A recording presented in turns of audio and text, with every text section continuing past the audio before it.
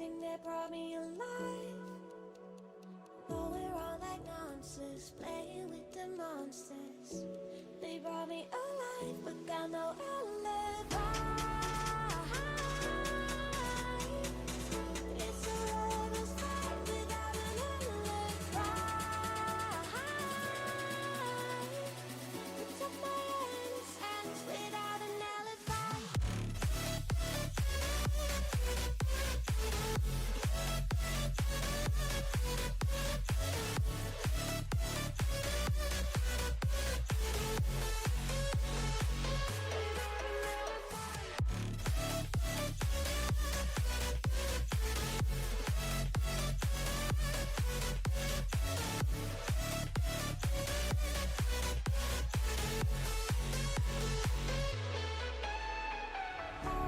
Smoking gun, you got me on the wrong. We know that will come. We're out up till dawn. But how can I hide it without an alibi? It's a rebel's fight without an alibi. Took my innocence. I can't wait no longer. I'm playing with the monsters. Everything that brought me alive. Going around like monsters, playing with the monsters. They brought me alive, but got no alibi. It's a rebel's fight without an alibi. Took my innocence without an alibi.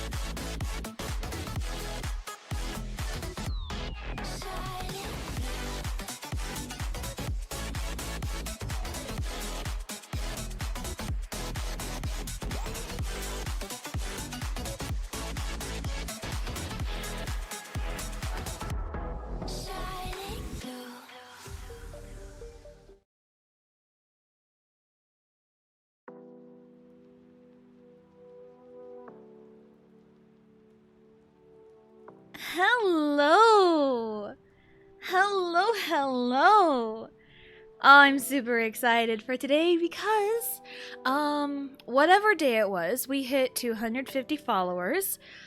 And, because we hit 250 followers, we get to read this Mafia AU fanfiction. So I am super excited. Hello, Witch. Thank you for lurking. Hello, Jade. Hello, Max. Hello, Bradley.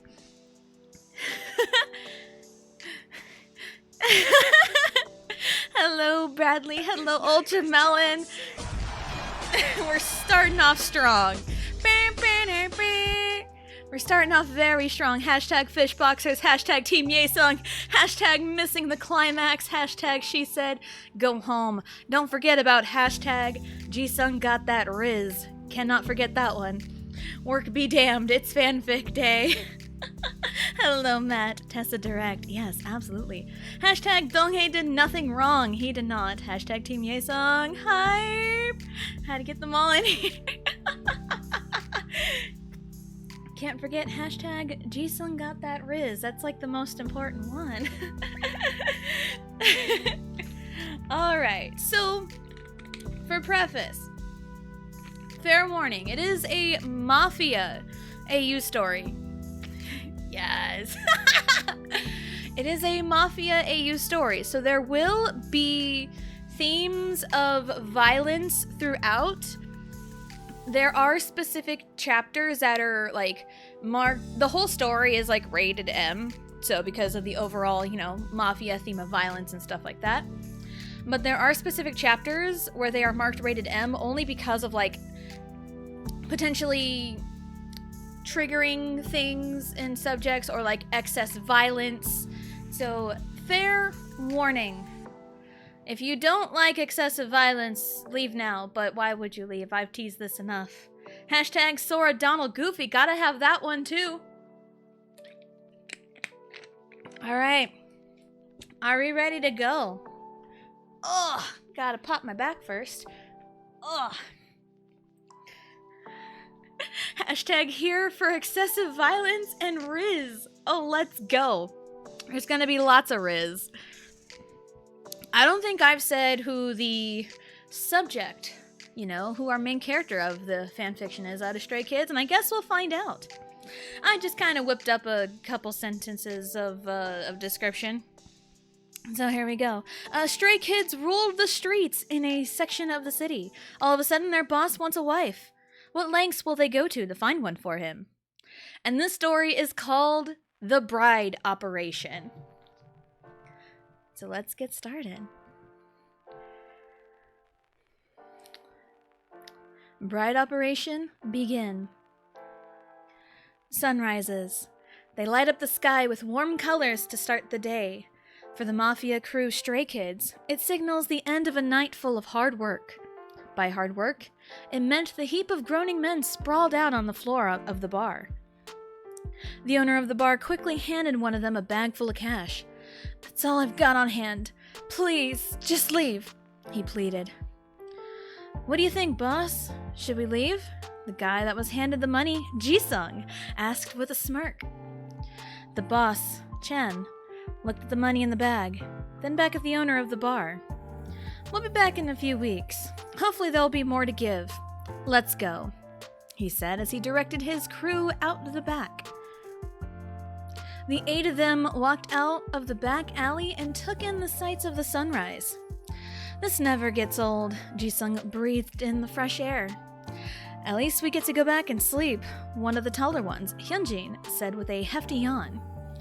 It's a little unfortunate that the bar changed ownership recently. I liked the other guy, the youngest one, Jungin, said with a hint of a pout.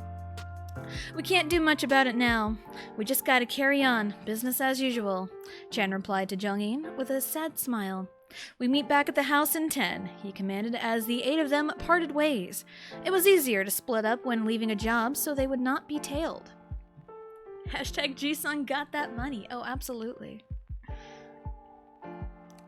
Chan and Jungin climbed into the back of the car parked towards the end of the alley. Chan started the car and drove away, taking several detours to ensure no one was following.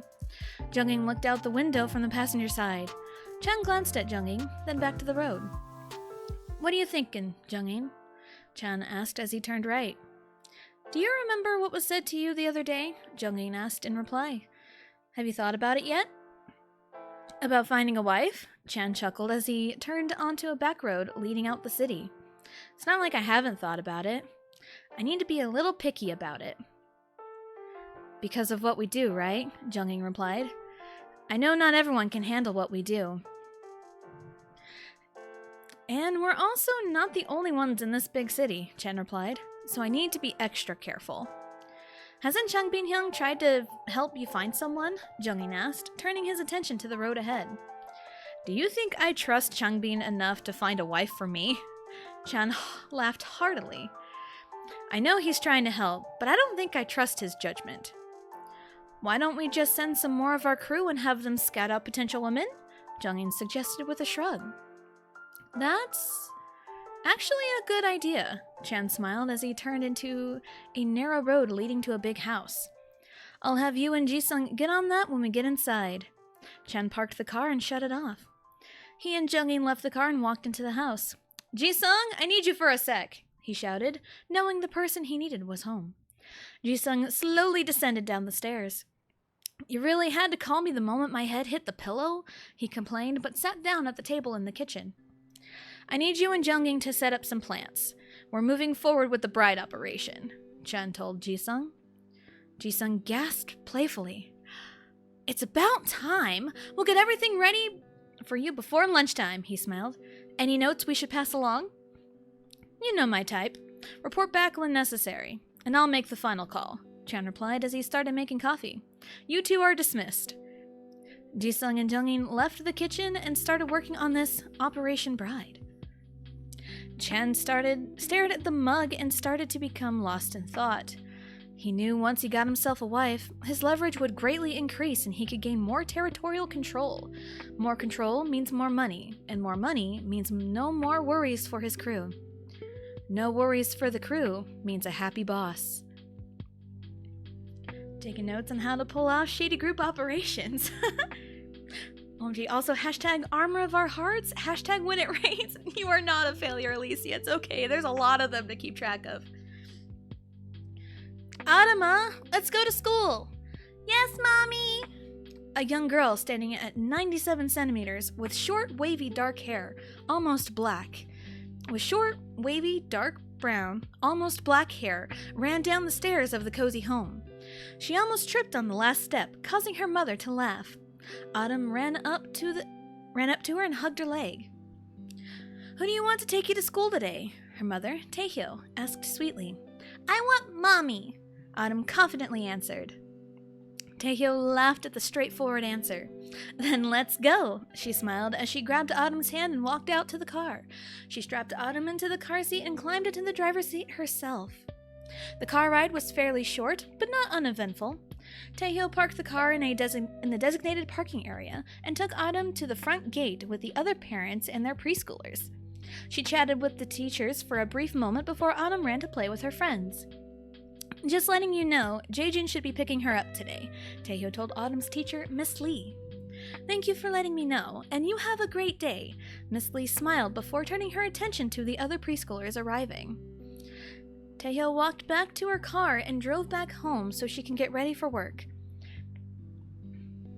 She swiftly went back into her house, changed out of her casual clothes and into her normal professional clothes, and left to drive to her office.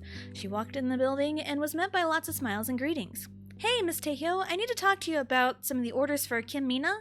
One employee walked up to her and asked. Which order is it, Shion? Taehyo asked as she opened the door to her office. It's the one for the third year's dance performance at the private academy, Shion replied, handing Taehyo the papers. Mina wanted to change the color on the tops. Is there any way we can change that? Taehyo looked over the paper. Looks like she wants gold tops. We should have enough fabric for that color to complete the order. Also, let her know that we won't be accepting any more changes to the order, she told Shion, and handing her back the paper.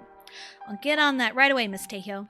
Shion bowed slightly and left as she left the office. Teo sat down at her chair and dialed the number on the office phone. The line rang a few times before someone answered. Hey, Wonmin. Got any updates on the fabric shipments? She asked the person on the phone. New shipments should be in tomorrow morning along with some other stuff, Wonmin answered. Need to make new orders? Not at the moment, Taehyeo replied as she looked through her computer at her inventory list. Although, we may need more gold fabric since Miss Bitchy Bitch changed her mind for the third time. Wonmin chuckled at the statement. While she may be one of our best clients, she is very hard to work with sometimes, he said, completely understanding who she was talking about. We can always do something about that, you know. You know I can't do that, Taehyeo chuckled. At least, not right now, while her teams are trying to get ready for competition. Seems like competition is the vibe for the week. Have you heard about YJ's bar? Bar got looted last night. Wonmin changed the subject. Taehyeo looked at her social media on her cell phone. An article about said bar was front and center. Which group was it this time? She asked as she glanced through the article. Looks like it was Stray Kids. Seems like they're looking to expand their territory. These Mafia crews are really getting hasty nowadays, Wonmin replied. That could be a problem. Think we could get by them? Taehyeo asked. This is kind of a niche business. I don't think we would be on their radar unless they just won in the area, Wonmin answered. I guess so, Taehyeo hummed as she clicked on a few things on her computer. I wouldn't worry about it yet. Just worry about Little Autumn. Wonmin attempted to get Taehyeu's mind off the subject. Give her some strawberry ice cream for me. You spoil her too much, Taehyeo chuckled as the phone conversation ended. She hung up the phone and turned her attention back to her main office computer. Completing some orders, she stood up and decided to roam the entire office like most normal days. I need to protect my business, she thought as she poked her head in the main building to check on her employees. Hashtag fear for the children. They'll be okay. I hope. Hashtag Miss Bitchy Bitch. Yes. Alright, give me 1 second. I need to do something real quick.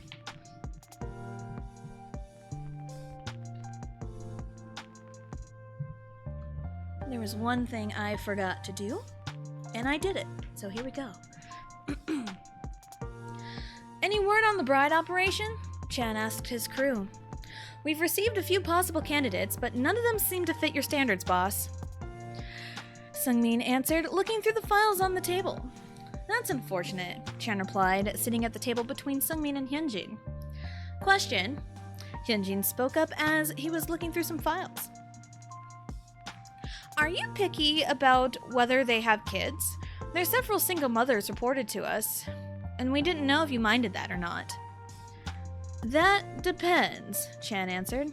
If they fit my type, then sure. We'll let Yujin know then. She's been trying to find someone where she's posted, Hyunjin replied, putting away some of the files. Is there a timetable for the bride operation? Sungmin asked, also putting away some of the files. Not necessarily, but the sooner the better, Chan replied as he glanced at some of the files. My standards won't change though. They either meet them or they don't. Simple as that. Yes, boss, Hyunjin and Sungmin nodded as they started cleaning up the table. Chan leaned back in his chair and stared at the ceiling. The bride operation has fully started. Hashtag fashion queen, hashtag children will be okay, maybe. I like the cutaways back and forth so far. Well, thank you. It's only getting started. Chapter 2, Taken. Taehyeo walked in her home after a long day of work. As soon as she took her shoes off and sat down at the kitchen table, little footsteps ran towards the kitchen. Mommy, you're home! Autumn cheered and practically jumped at Taehyeo. Taehyeo smiled as she picked her up and sat her in her lap. Mommy is home, sweetie, she smiled as she hugged Autumn. Uncle Jaejin didn't give you any trouble this week, did he? No trouble, Autumn smiled. At the moment, a man standing roughly 176 centimeters tall with short, dirty blonde hair walked to the kitchen. She's been pretty good this week, the man, Jaejin, smiled at Taehyeo. Thank you so much for helping out with Autumn, Taehyeo smiled at Jaejin. Anything for you, Jaejin kept his smile as he sat down in an empty chair at the table. How long has it been? Next month would make it 3 years. Taehyeo sighed as she set Autumn down so she can play with toys.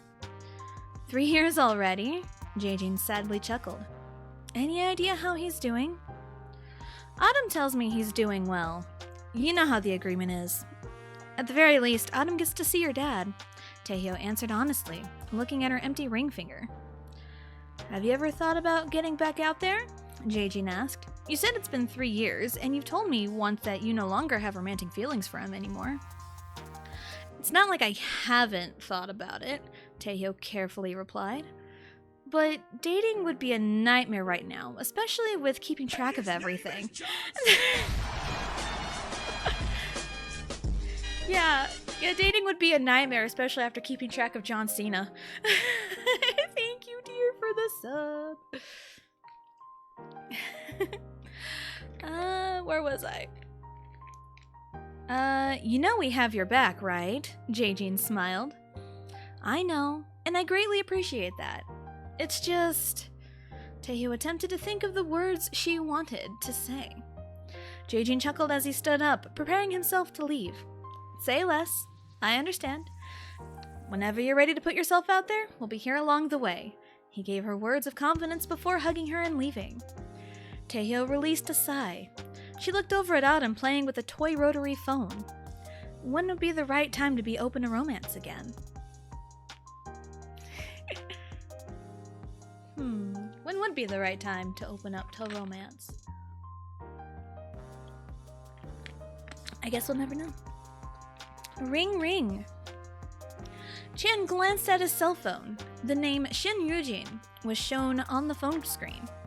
He answered the phone. You hardly ever call me, he bluntly said. I wouldn't call you if it wasn't something important, Yujin replied. It's related to your latest request. You find someone? Chan asked, interest incredibly piqued. He trusted Yujin. She's a parent to one of the kids here at the preschool I'm working at. Her name is Im Taehyo. Yujin relayed the information.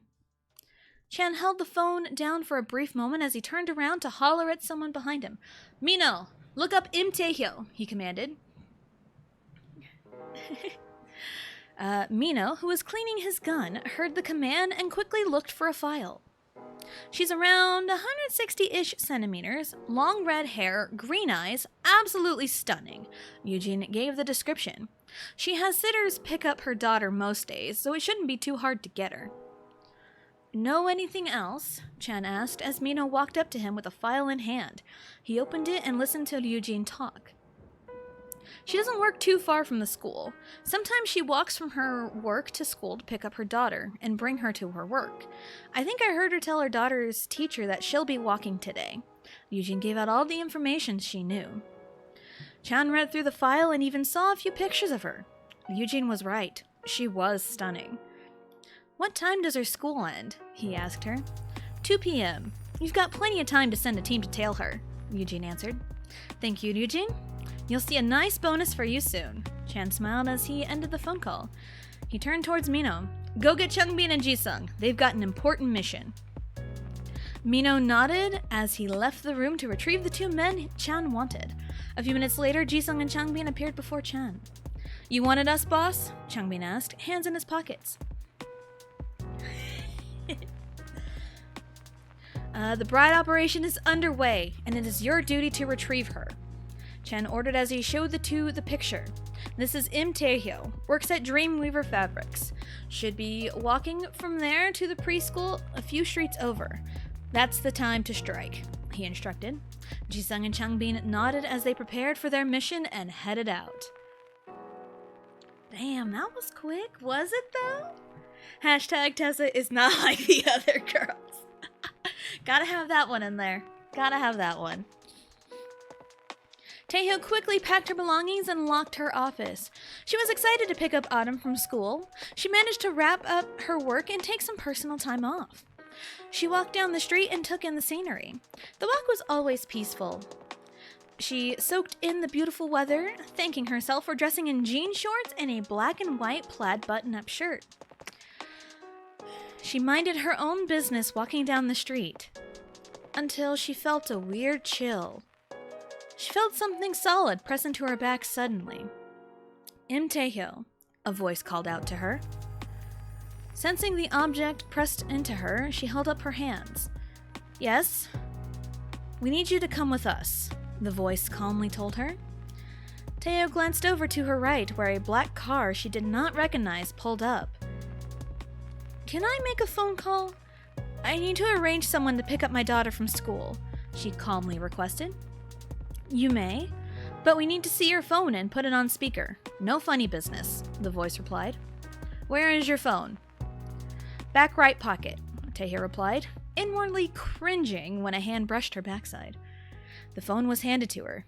Keeping her hands up and the phone visible, she went to her contacts and made a phone call. After a few rings, the person on the other line picked up. What's up, Tay? Jejina? I need you to do me a favor. Teo thought about her words for a moment. Can you pick up Autumn from school today? Something came up at work. I can do that, Jejin replied over the phone. And can you take Autumn out for ice cream? You remember her favorite, right? Mint chocolate chip? Teo asked, trying her best to remain calm. There was a brief pause before Jejin replied. I can do that. Leave Autumn to me. Thank you, Jejin. Teo smiled as she ended the call. The phone was taken from her hand and placed back in her pocket. We don't want to hurt you. If you resist, we'll have no choice, the voice sternly warned. Teo felt the gun behind her be removed, but in replacement, her hands were placed behind her back and tied with some kind of rope. She was then pushed into the back of the black car. Sorry, but we gotta cover you up. Can't let you run away, the voice said as they covered Teo's head with a bag. It's more of a formality thing, another voice called out as the car started moving. You'd think a formality would be taking me on a date first and not just taking me. Teo let out her thoughts by complete accident. A hearty laugh was heard from right next to her. I like her already. Oh, by the way, I'm Jisung, and the guy driving is Changbin. Figured we'd at least tell you our names since you'd be seeing us very often from now on, the person next to her who was Jisung told her. That was a random line. Hashtag no funny business. Ooh, ice cream flavor? Yes. And there's question of the day. Fanfiction? Movie taken is different from the movie taken out. Yes. Yes. Yeah, figured we'd at least tell you our names since you'll be seeing us very often from now on. The person next to her, who was Jisung, told her. What do you mean by that? Yes, it was. It was. Hashtag dinner first. Hashtag no sexy time later. What do you mean by that? Teo asked. You'll find out in a little bit, Jisung told her. Since you have a kid, are you already married? Changbin asked, turning the car to the right.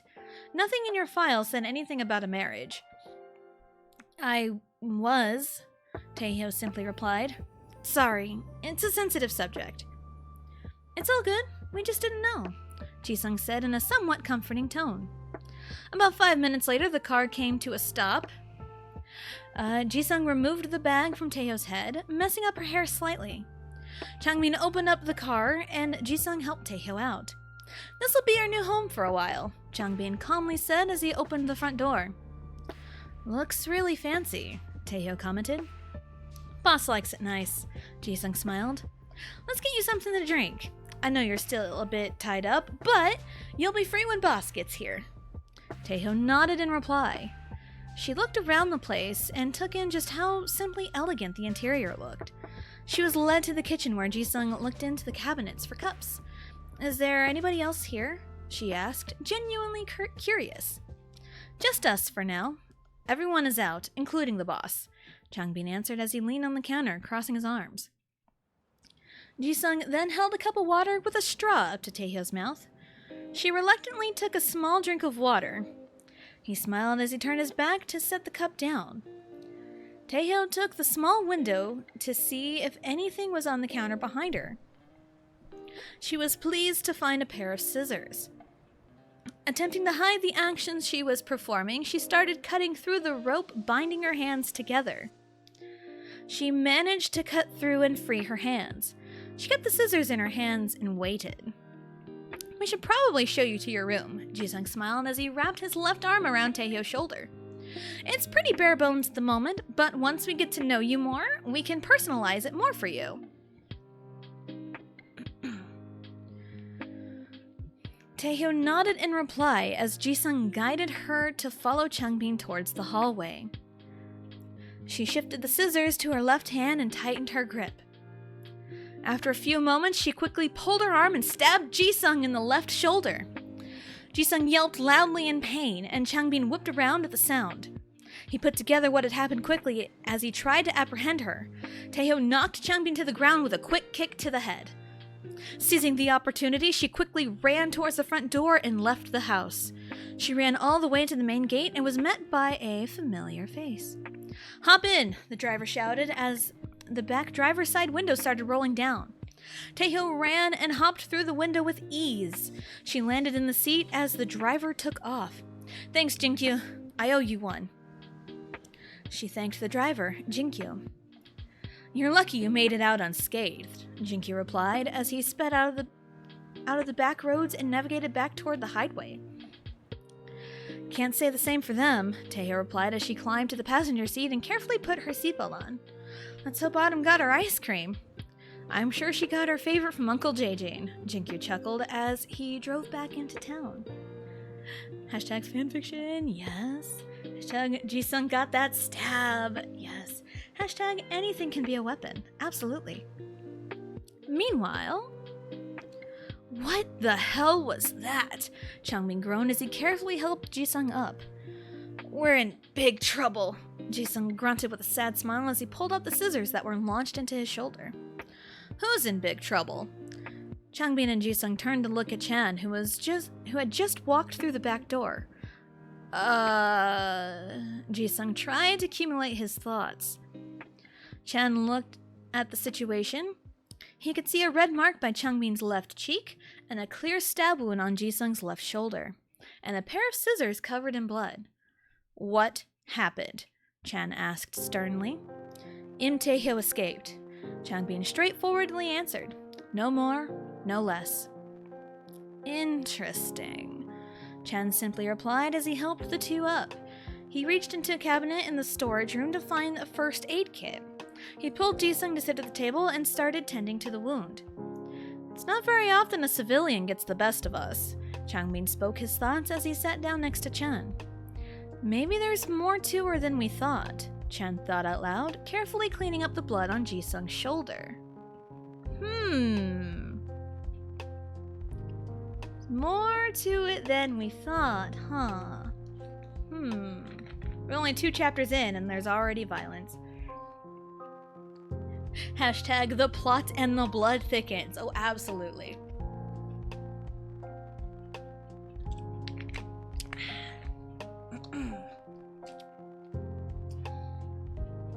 Chan walked in his home with a briefcase full of cash.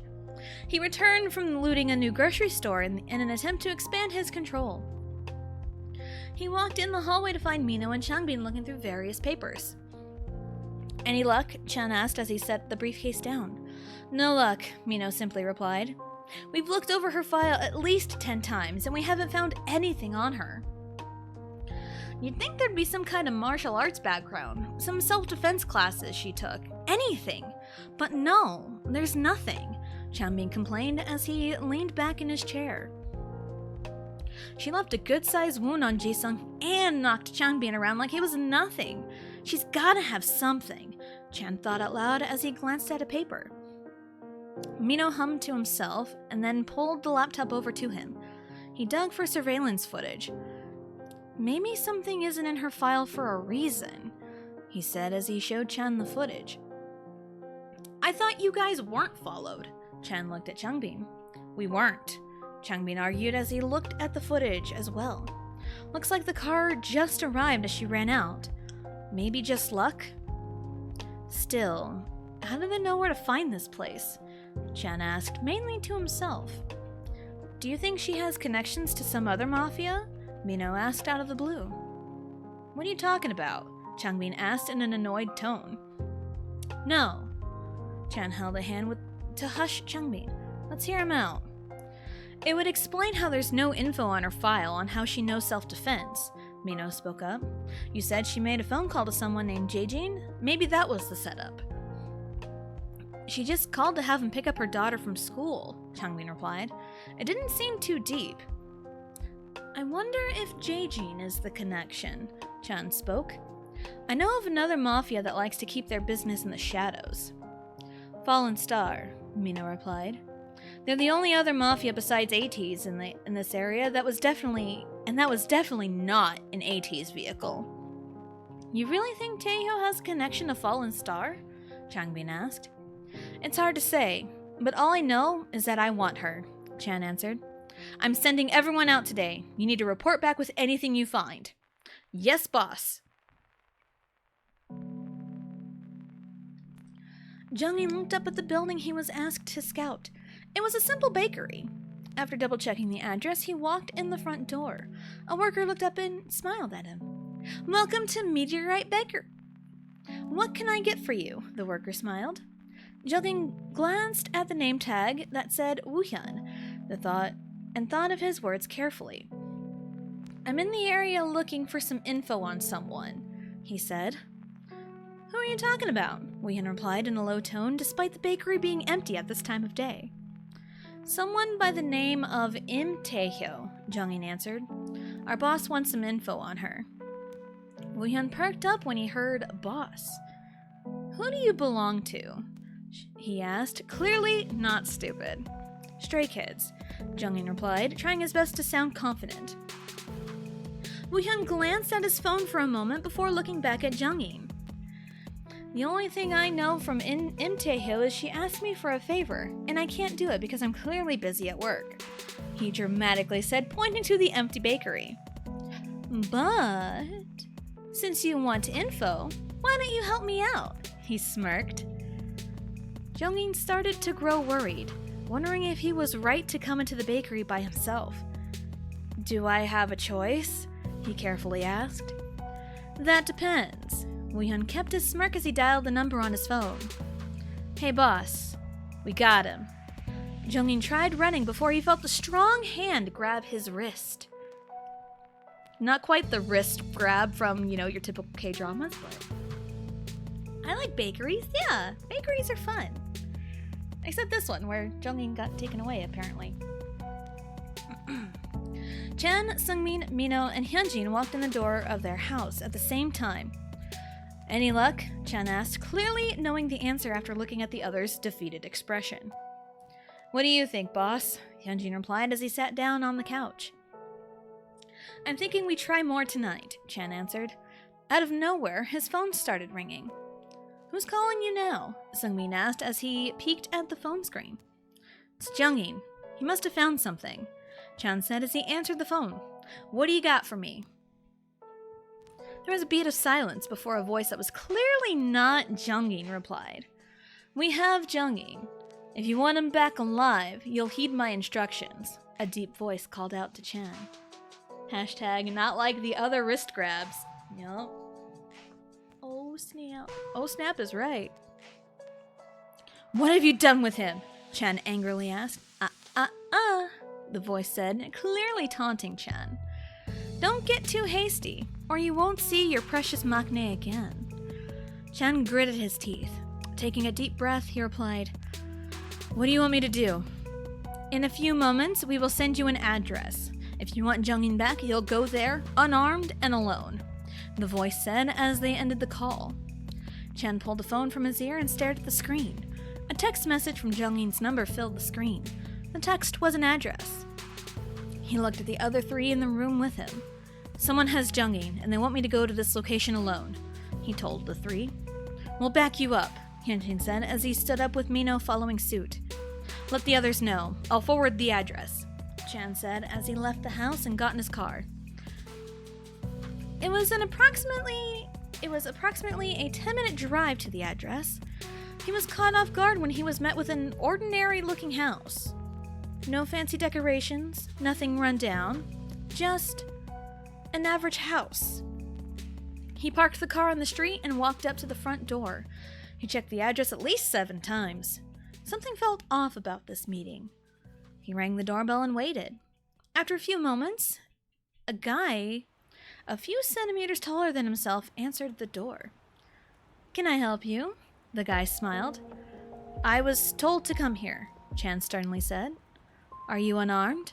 the guy asked. Chan held up his hands to show he did not have any weapons on him. "Good. I'll take you to her." "Her?" Chan thought as he followed the guy. "I've brought him here for you," the guy called out to the figure in the kitchen. "Thanks, Jae-jin," a woman's voice called out. Chan looked at the woman standing in the kitchen, long red hair covering half her back. "Take a seat, Mr. Bang-chan," she called out. Chan slowly made his way to the kitchen table and sat down in an empty chair closest to the doorway. He looked around the kitchen and noticed the homey atmosphere. The woman turned around and Chan immediately recognized her. "So, what brings you here, Mr. Bang?" "Please, Taehyo, call me Chan." Chan attempted to turn up the charm. He needed answers, and this was a way to get them. Taehyo lightly scoffed, showing a faint smile. "All right, Chan. What brings you here to my home?" "I received an address and was told to come here," Chan answered, taking in the sight of Taehyo. She was dressed in a baggy blue t-shirt and black leggings. She sat down at the seat the opposite side of Chan. "What is it that you're here for?" Taehyo simply asked. "Apparently you must want something from me if I'm here," Chan asked with a smirk, thinking of how to pry for information. "You had 2 of your men kidnap me in broad daylight. You must want something from me," Taehyo answered, ignoring Chan's attitude. "There's something I need here first," Chan slyly said. "You're right," Taehyo said, almost mirroring Chan's slyness. "You do need something. What was his name again? Jungin, Chan interjected, feeling a mix of rage and anxiety setting in. That's right, Taehyo smiled. "You want Jungin to be safe, right?" she asked. She leaned forward in her chair and rested her elbows on the table. "Then I suggest you leave me and my family alone." "I'm afraid I can't do that, sweetheart." Chan turned up the charm, hoping it would work. "So how about you tell me where Jungin is and nobody gets hurt?" he asked, leaning back in his own chair. "I don't think you're in any position to be threatening me," Taehyo replied calmly, noticing Jae-jin by the doorway. "All I will ask you is that you tell me why you kidnapped me." "That's all you want?" Chan smirked, fully aware of Jae-jin's menacing presence. "Listen, I think you're drop-dead gorgeous, and you have my interest. I want you to marry me. How about it? You hand over Jungin and yourself, and you and your family will be well off. It's a win-win for us." "I'm not interested," Taehyo bluntly stated. "Marriage is not on the table for me." "You can always start off slow if that's what you would prefer." Chan leaned on the table. "I guess you don't want Jungin back?" Taehyo asked, tilting her head, almost pouting. Jae-jin fought back a snicker. "Chan, you're unarmed. I suggest not playing around, especially if you want Jungin back without a scratch." "You wouldn't." Chan stood up, realization hitting about Jungin. "I do know exactly where he is and what his condition is. All I want for you is to leave me alone so I can raise my daughter in peace. Is that clear?" Taehyo asked. Expression was one of desperation. Chan felt his heartstrings being pulled. "If I leave you alone, you'll give us Jungin back?" "I promise he'll be back to you by 10 o'clock tonight," Taehyo simply answered. "That's a little late," Chan replied, fighting with himself on what actions he needed to take. "At least it's tonight," Taehyo argued as she stood up and walked to the doorway, waiting for Chan to follow. Chan stood up and followed closely behind her. His mind started going wild with a mix of thoughts.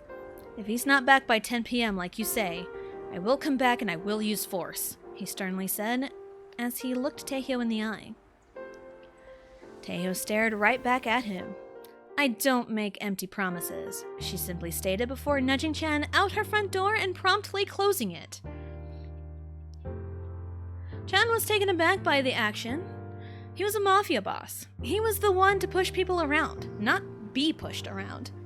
Interest in Taehyo rose as well as concern for Jungin. He decided to focus on the former thought for the moment as one of his men ran up to him. "Everything okay?" Felix asked, clearly concerned about his boss. For now, Chan answered. I want you to keep an eye on this house. The bride operation will happen. Yes, boss.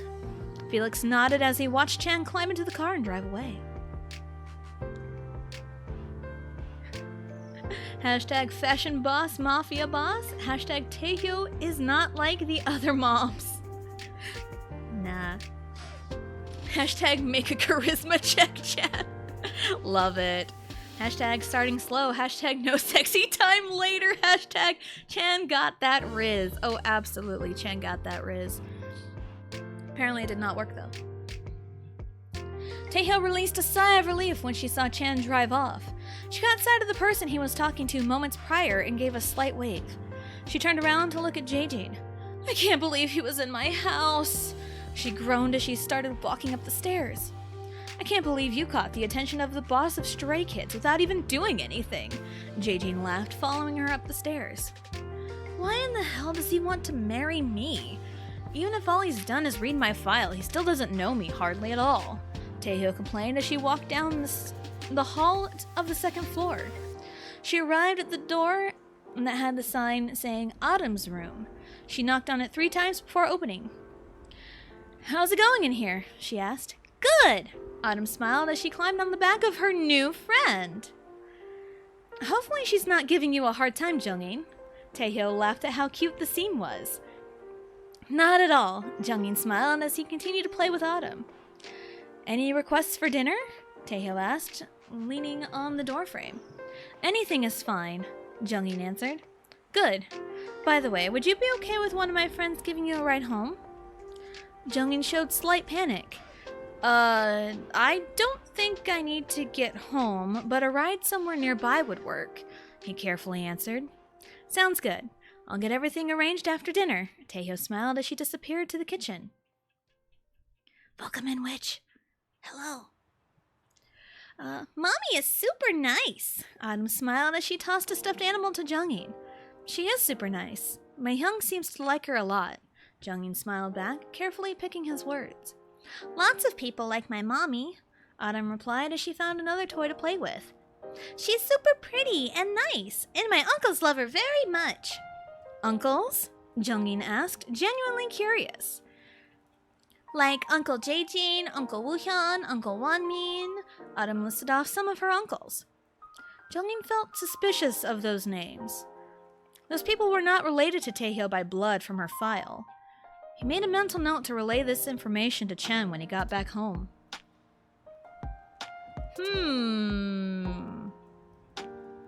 Where are we at? Chapter 4.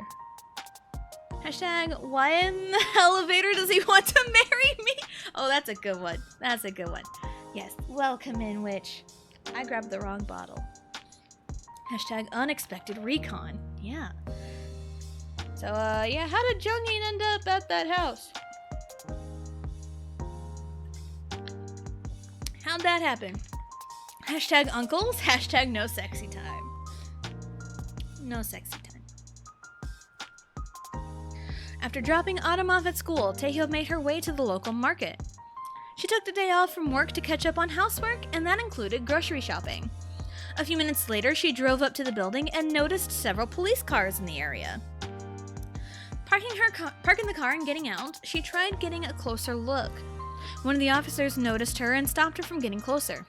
Sorry, ma'am, this area is off limits, he sternly told her. What happened?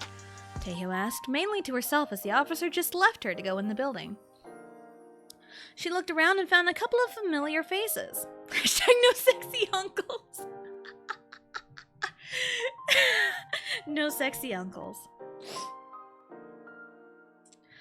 She looked around and found a couple of familiar faces. She smiled as she walked towards them. Sammy! Hanbin! She greeted. Hey, Tae! Sammy smiled while Hanbin gave a curt nod. Want to know what happened? He asked as he draped an arm over Taehyo's shoulder. Curiosity is getting the better of me, Taehyo chuckled as she looked onto the taped-off door to the market. Staff got murdered, Sammy casually said as he followed Taehyo's gaze to the doors. Happened last night, after close. Surprised it took this long to find them. Taehyo made a disgusted expression. That's upsetting, she muttered. Had to be Mafia, Hanbin spoke up. This seemed way too organized for it to be a random guy. Bean's right, Sammy said, keeping an arm around Taehyung. It wasn't Stray Kids, I can tell you that much. They were on the opposite side of town last night. And no new crew has shown up yet, so it has to be ATs, Hanbin added. Word on the street is they're looking for complete control of the city. Looks like they've already made some moves, Sammy said, pulling out his phone with his free hand. Wonmin gave us this info. It's pretty nice. I'm sure, Taehyung chuckled lightly. She glanced up and thought she saw someone watching her. Am I? Yes, Hanbin answered while looking at Sammy's phone. I guess I should know better than to trust a Mafia boss to leave me alone, huh? Taehyung said as she took Sammy's phone from him to type up a message. She then split from the two to walk back to her car. Not without looking over the person keeping an eye on her. Hashtag I object to no sexy uncles. Hashtag my husband is fine. Hashtag no sexy uncles later. Hashtag have one sexy uncle as a treat. Why did this turn into sexy uncles?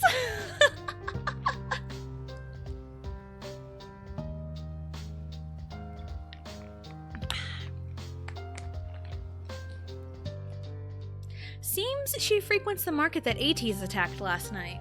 Felix's voice echoed on the phone speaker. Chan poured himself a glass of water as he listened to Felix's report. That's a bit unfortunate. We need to be careful if we want to protect our turf, he replied to Felix. Here's the thing. She was chatting with a couple of guys while she was out, and I think they belong to Fallen Star, Felix spoke up. They kind of fly under the radar, and we don't know exactly where their territory stands, but they could stand in our way, especially if you want Taehyung. Something seems odd. Something seems odd, Chan said as he sat down at the table. Jungin said something about her daughter and her various uncles. Think she's connected to them? It's hard to say without any evidence, Felix answered. Should we dig in the Fallen Star? I'll get Mino on that, Chan replied. I have a gut feeling Taehyung is connected in some way. She might be indebted to them. That's how we have people out and about giving us information. That could be. Want me to try and get her? If she's frequenting places that ATs can potentially attack, shouldn't we try to get her here and protect her? Felix asked genuinely. Not a bad idea, but if we need to protect her, we need to protect her kid too, Chan replied. I'll let you go. Report back if anything comes up. Yes, boss. Chan ended the phone call as Mino walked into the kitchen. Mino, tell me what you know about Fallen Star, Chan demanded Mino.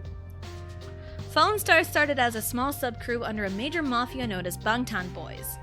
Mino started off. They're connected to them? Chan seemed genuinely surprised. That info is very hard to find. Lots of info connecting the two are lost in translation, Mino continued his speech. Fallen Star showed up here a few years ago and quietly established their territory. They've been quietly running things in the north part of the city. We've made a few rounds towards the north. Chen thought back to the places they've collected money from. It's very likely that Taehyung is indebted to them for whatever reason. She is a single mother of a 4-year-old. We've had desperate women come to us to help support their children. It wouldn't be any different, Mino expressed his thoughts. Maybe that's how we get here. Or maybe that's how we get her here. Chan nodded to himself as he formulated a plan. He grabbed his phone to send a text message to Felix. I'll go to her house when no one's around. See what I can find. If I can find evidence of her ties to Fallen Star, we'll use that to bring her here. Yes, boss, Mino nodded as he started to cook lunch. Chan hummed to himself and started gathering materials for his own mission. Don't worry, Taehyung. You'll be mine soon enough. Hashtag no sexy uncles time. Hashtag I have lots of fun funkles. Yes. Or lots of uncles, yeah. Hashtag Bangtan Boys hype. Yeah. Bangtan boys. Felix and Jisung tailed Taeho through most of the day. They watched her as she walked up to a park with her child in tow. I still can't believe she stabbed you, Felix said as he looked at the child hugging Taeho's leg. You can take what you can get, Jisung shrugged optimistically, and wincing at the movement of his left shoulder. Neither of us expected her to fight back. Felix hummed in response as they saw Taeho give her daughter a bowl of what appeared to be strawberry ice cream. Ice cream does sound good, he thought out loud. Indeed, Jisung replied as he realized something. I thought the kid's favorite was mint chocolate chip. Oh, that's how she did it. Felix stared at Jisung with a bewildered expression until he put the pieces together himself. She used the old lie about something obvious trick. She's good, he commented.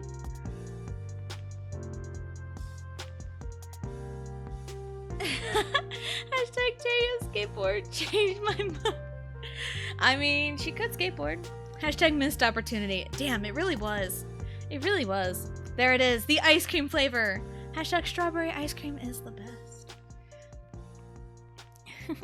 Suddenly, a shorter male, barely taller than Taeho, with long-ish black hair approached Taeho.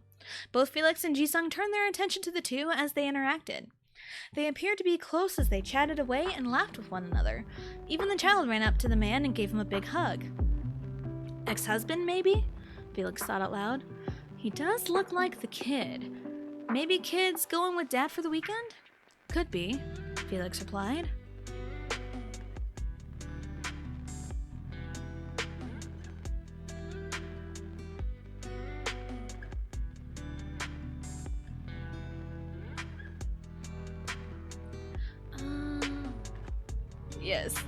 Yes, I got it. I got it, dear. Hashtag my favorite is coffee ice cream. Ooh, coffee? I like cookies and cream. Anyway, or maybe that's the boss of Fallen Star. Mino gave me a rumored description of them, and this guy seems to fit, Jisung suggested. Why would they be so friendly if she's possibly indebted? Felix pondered. Taeho and the man kept exchanging in conversation for a few more moments. The two...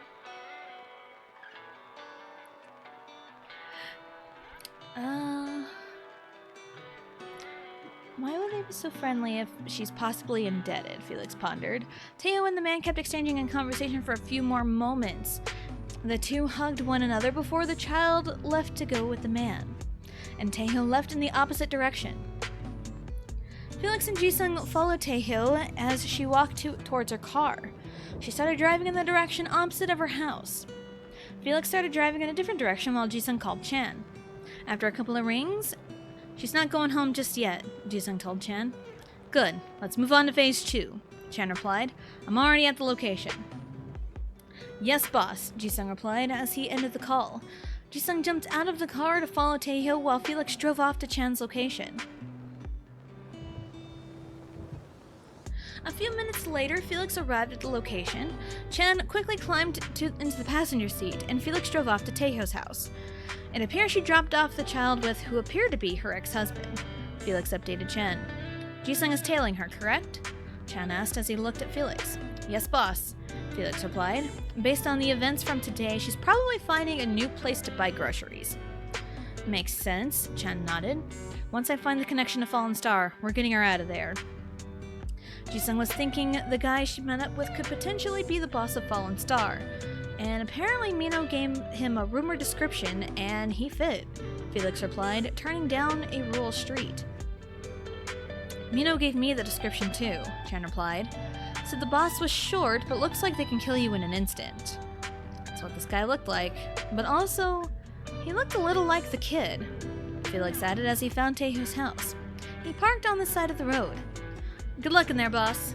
Thanks, Felix. Chan smiled as he patted Felix's shoulders. Chan climbed out of the car and Felix drove away. Taking a deep breath and exhaling, he walked up to the door and attempted to pick the lock. He was surprised to find it easier to pick the lock than he thought, but he quickly shrugged off the thought. Every year, the fandom celebrates this fiction by having strawberry ice cream and mint ice cream. Yes. Absolutely. Hashtag ice cream anniversary. Let's go. Yes, ice cream. He entered the house quietly, looking around. He entered the house quietly. Looking around, he took note of the coat rack next to the door. One hook was labeled Taehyo, and another was labeled Autumn. Chan smiled to himself. Beautiful name. He wandered around the first floor and found hardly anything. Nothing in her home thus far would indicate a connection to any Mafia. He climbed the stairs and found the same results as before.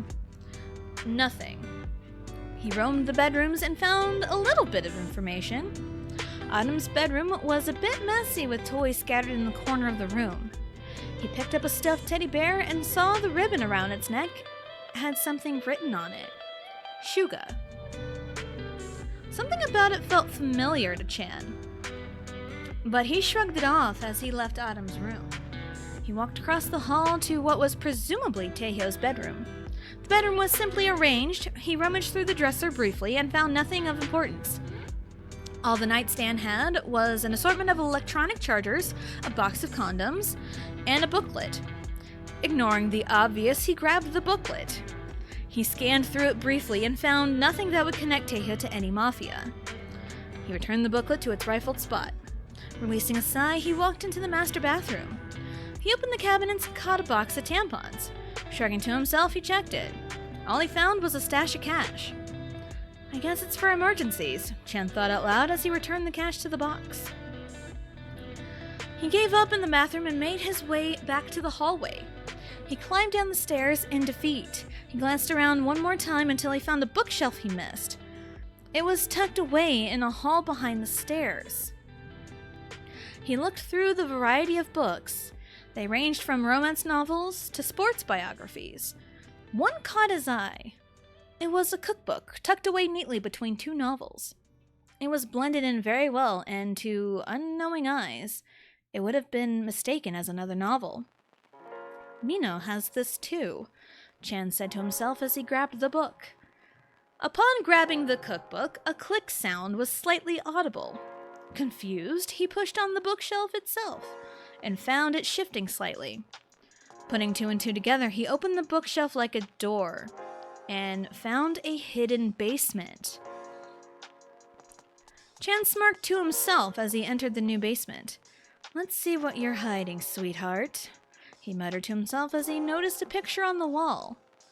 It was a wedding photo. Before he had time to digest the contents of the photo, he heard soft footsteps from behind him. I thought I told you to leave me alone. It all went black for Chan.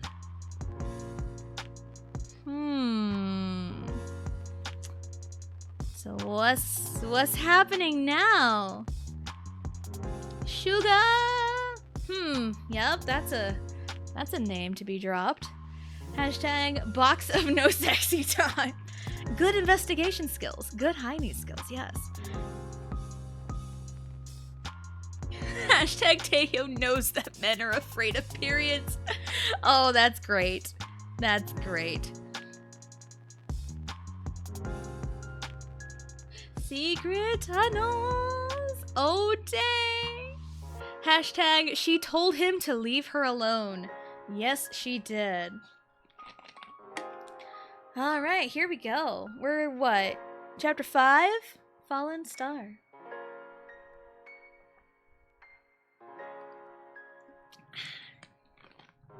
Chan stirred awake with a pounding headache. His eyes fluttered open, trying to adjust to the dim lighting. Once adjusted, he got a clear look. He recognized this room to be the basement he was just in. He lifted his hand to run it through his hair, but was caught off guard when he saw his left wrist encased in a metal cuff. It was chained to an anchor in the middle of the floor. What the hell happened? Chan asked himself as he looked around more. The basement had a grungy castle aesthetic, a stark contrast compared to the rest of the house. The basement almost felt like a dungeon. The sound of a door opening snapped Chan out of his thoughts. He looked in the direction of the sound and was shocked to see Taehyung walking in. Morning, sleepyhead! Taehyung greeted with a yawn herself. Hashtag his riz was taken away. Love it. She walked down the stairs and pulled up a chair and sat in front of Chan, who was seated on a couch. What is this? Chan asked, showing his immense confusion. You know, most people who find this place don't make it out alive, Taehyung said with casualty. It started scaring Chen. So what were you doing in my house uninvited? She asked, leaning back in her chair and crossing her legs. Chan took in her appearance. She was wearing a mint green silk pajama set tied together by a silk mint green robe with white lace accents. After shaking off the thought of how gorgeous she looked, he finally answered her question. I was trying to find a connection to Fallen Star here. Wanted to get you out of here, and out of the hold they have on you, he answered truthfully. He is painfully aware of how these situations could play out. Taehyung let out a genuine hearty laugh. Connection to Fallen Star? She asked through her laughter. Oh, honey, I run Fallen Star. Chan's jaw dropped at the reveal. His mind raced as he tried to put the pieces together. I thought you were indebted to them, he quietly said, keeping direct eye contact. Indebted? Taehyung showed a half smile. That's cute. Chan took note of her unchanging expression. I have so many questions, he sighed as he leaned forward and rested his elbows on his knees. I'm sure you do, but those questions will get answered after you hear me out, Taehyung calmly replied. If you or anybody else, you would have been killed, no questions asked. So you're alive for a reason, she said as she stood up to grab a couple of folders. She dropped them onto the table in front of Chan. ATEEZ is making moves. They've raided places that are owned by both you and myself. Not to mention you have crossed into my territory unknowingly. Chan looked through the folders, finding reports of ATEEZ's activities. Taehyung was correct in saying ATEEZ looted and killed many people under both of them. Why are you showing me this? He asked, looking at the file for a bank under Stray Kids that got robbed. Because I don't think I can tackle this problem on my own, Taehyung admitted. With the way they're taking over places left and right, they're going to hit places they have no business playing around in. How can I get Stray Kids to help when I'm trapped here? Chan asked, motioning his left wrist to wriggle the chain. I have my reasons, Taehyung calmly said as the sound of the doorbell echoed through the house. Who the hell would be here at 6 a.m.? She complained as she released a sigh. Felix, Chan replied. Probably came looking for me after not coming home. Once he finds me here, tied up, there'd be no way in hell we'd help you. Taehyung shot Chan a challenging look. Just sit here and be a good boy, okay? She smirked as she started tussling her hair to make it look a bit messy, but still neat. She left the basement, leaving the door slightly ajar. Chan listened carefully at the conversation about to take place. There was no way Taehyung could convince Felix to leave, right? Can I help you? Taehyung yawned as the door opened. Have you seen Chan? I know you know him, and I know he was here, Felix said, straight to the point. Taehyung let out another yawn. He's still sleeping upstairs. It was a long night. Oh, I'm so sorry. I can come back later, Felix replied, sounding extremely flustered. The sound of the conversation died down. Chan assumed Felix had left and Taehyung entered back downstairs, holding a muffin and a juice box. She placed both items on the table in front of Chan. I didn't think Felix would get so easily flustered. Taehyung chuckled to herself as she walked back towards the staircase. Damn, she's good, Chan thought as he glanced down at the muffin and juice. Sorry it's not a 5-star breakfast, Taehyung said as she turned around to leave the room. Chan stared at the closed door, then back to the muffin and juice. Glancing at the files at the table, he began thinking of a plan to escape.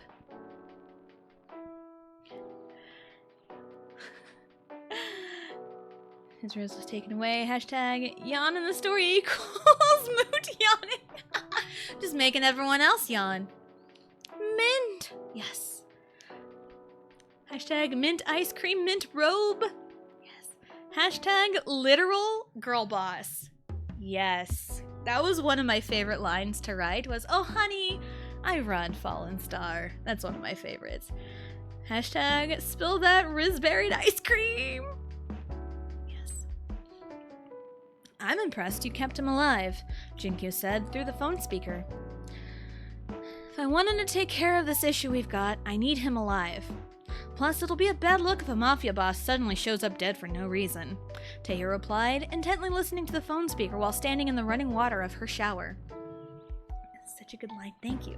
Hashtag not a 5-star muffin. No. If ATEEZ wasn't hitting up literally everything, we'd take care of this problem in a matter of days, Jinkyu replied. Exactly, Taeho said as she started washing her hair. Also, I need some answers from him, and I won't get them if he's dead. You're wondering why he wants to marry you, right? Jinkyu asked. Something is just bugging me about it, Taeho sighed as she rinsed out her hair. Maybe he just wants a wife to want a wife? Maybe there's no mafia business behind it. Jinkyu tried to make a reason. But what if there is? Taeho quietly asked.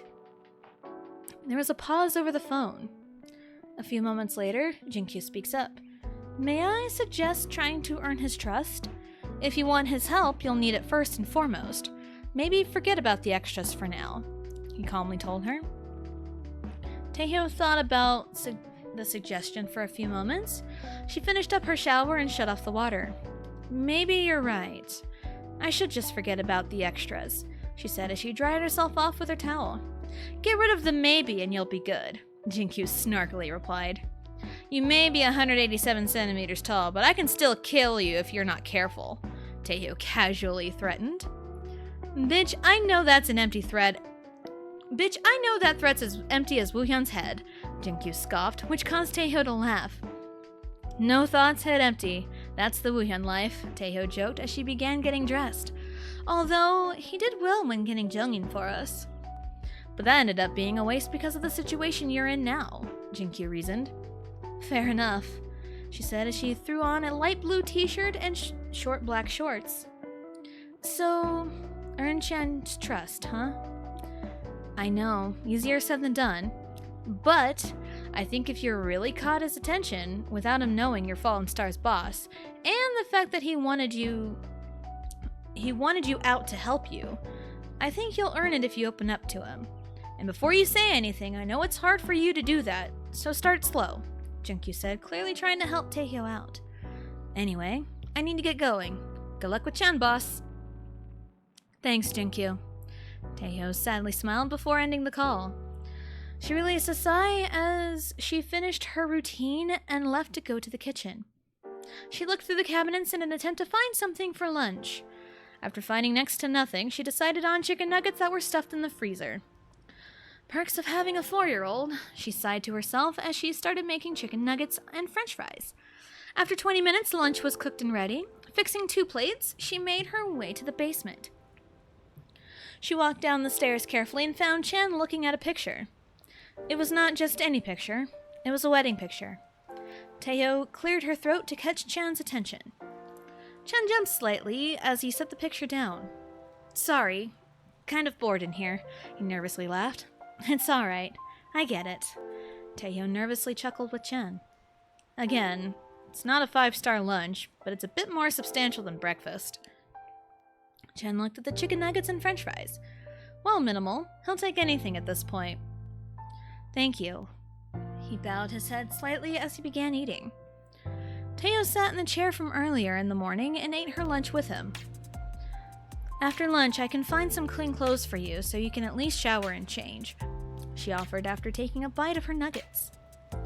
I'm chained to the floor, sweetheart, Chen bluntly replied, pet name slipping out casually. I can release the chain as long as you don't try to run, Taeho said, ignoring the pet name. I've thought about our conversation from this morning, and I think it's time to start answering some questions. Chen hummed as he was in deep thought. I almost don't know where to begin, he honestly said. Well, we can start small, Taeho replied with a faint smile. I know you already know my name and what I do, but I think an official introduction is in order. My name is Im Taehyo. I'm the boss of Fallen Star. I have a 4-year-old daughter, Min Adam, and I have been divorced for 3 years. She told Chan the basics. No snark, no animosity, just a casual tone to start. Chan nodded to everything she told him. My name is Bang Chan, English name Christopher, and I'm the boss of Stray Kids. Just a boss looking for ways to make the crew live a comfortable life. He introduced himself with the same tone Taehyo used. I was looking for a wife to help with the crew, but that didn't go very well. Taehyo and Chan nervously chuckled at the statement. Yeah, sorry about that, she replied anxiously. I just don't feel comfortable being in a relationship with a mafia boss again. Again? Chan asked, clearly surprised by the statement. You've heard of Bangtan Boys? Taehyo asked. Chan nodded in reply.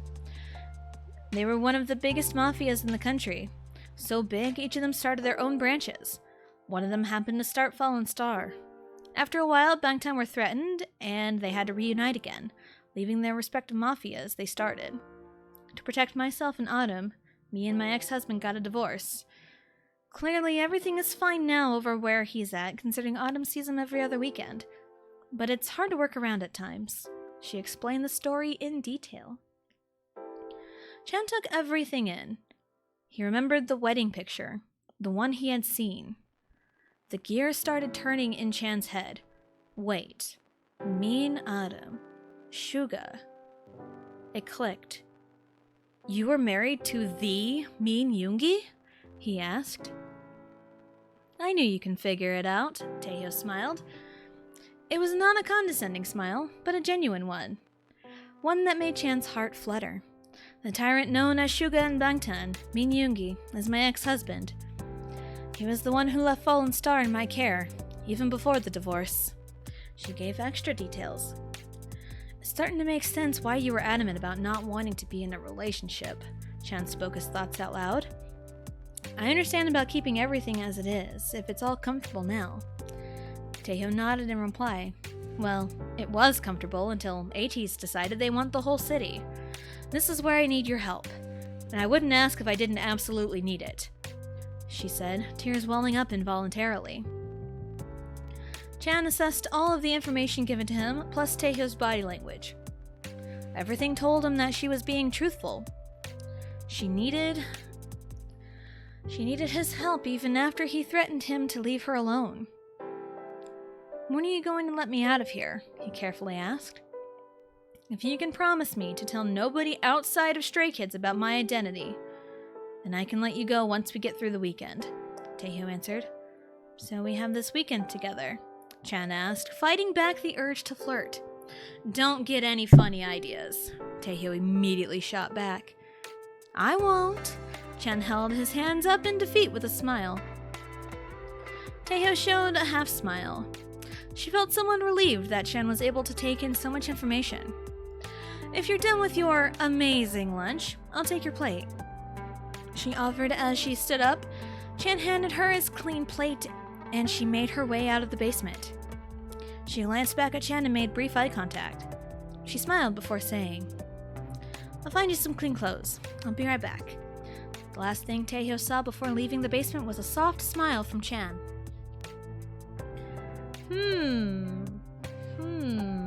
So Taehyo is the boss of Fallen Star. She is a mafia boss.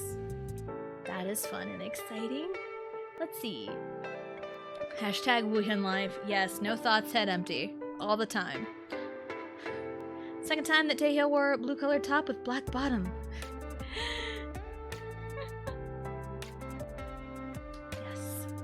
Yes.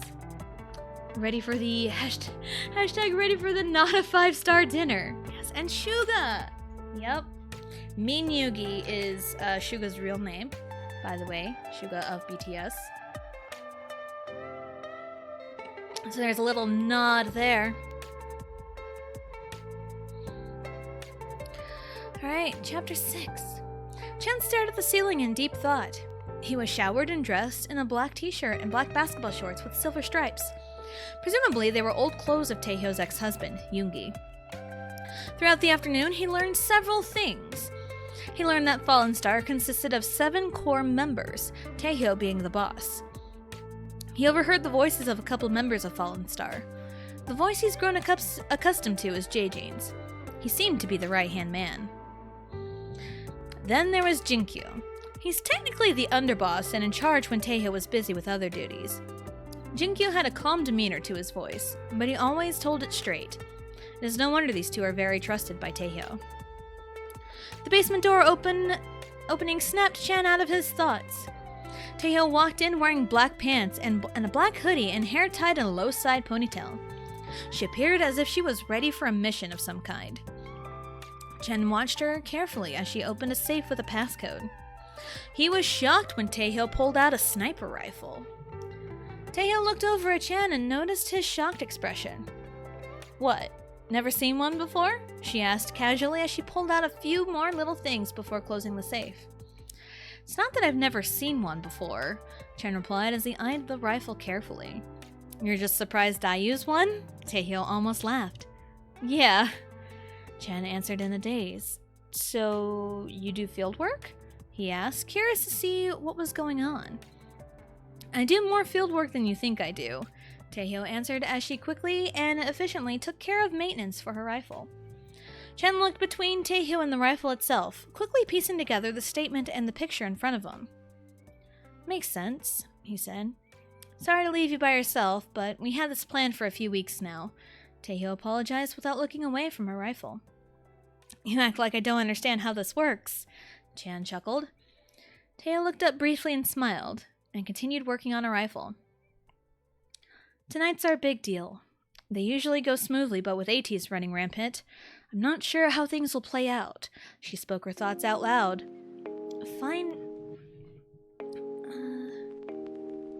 Finding it easier to talk about such things. "What's the deal?" Chen asked instinctively. I mean, I'm not trying to siphon your deals or anything, I'm just curious." Taeho chuckled at the flustered Chen. "It's our bank deal. Guys on the inside give us the cash they've earned through nefarious means, and we leave them to handle more business for us. Typical stuff, really," she answered as she placed the rifle in a case. "I'm not one for smooth talk, so that's why I like to hang back during these deals. Plus, most of these guys don't know my identity," she asked, standing up and strapping the case on her back. "This is where we're opposites. Typically, I handle the talking," Chan said as he adjusted his sitting position on the couch. "I can see that. You did try to charm me the first time you came over." Taeho smirked at the memory. "I thought it'd work." Chan shrugged as he let out a chuckle. Taeho smiled as she left the basement for a brief moment. She hurried back and handed Chan something. I'm choosing the trust that you won't give away what exactly is happening. But you can have your phone back," she said with a hint of nervousness. "1, so you're not completely bored, and 2, you can let your guys know you're okay and that you'll be back by Monday." Chan nodded as he grabbed his phone, fingers brushing against her hand. He sensed the nervousness and did not want to push his luck. "I promise I won't say a word," he smiled. Taeho nodded in reply. The sound of footsteps quietly echoed near the door. "Boss, you ready?" The person poked his head through the doorway. "Yeah, Woohyun, I'm ready," Taeho replied as she followed him out the doorway. Before she got too far, Chan spoke up. "Be safe out there, sweetheart," he called out. Taeho looked back at him with a blank look and nodded. "Thanks. And don't call me that," she said as she left the basement, leaving the sound of Chan's laughter behind. Hashtag Taeho kills from the shadows. Oh yes, she does. Hashtag I earn my cash nefariously. Yes. Brushing the hand, sip string. Yes. Thank you for the hydrate, Ultramelon.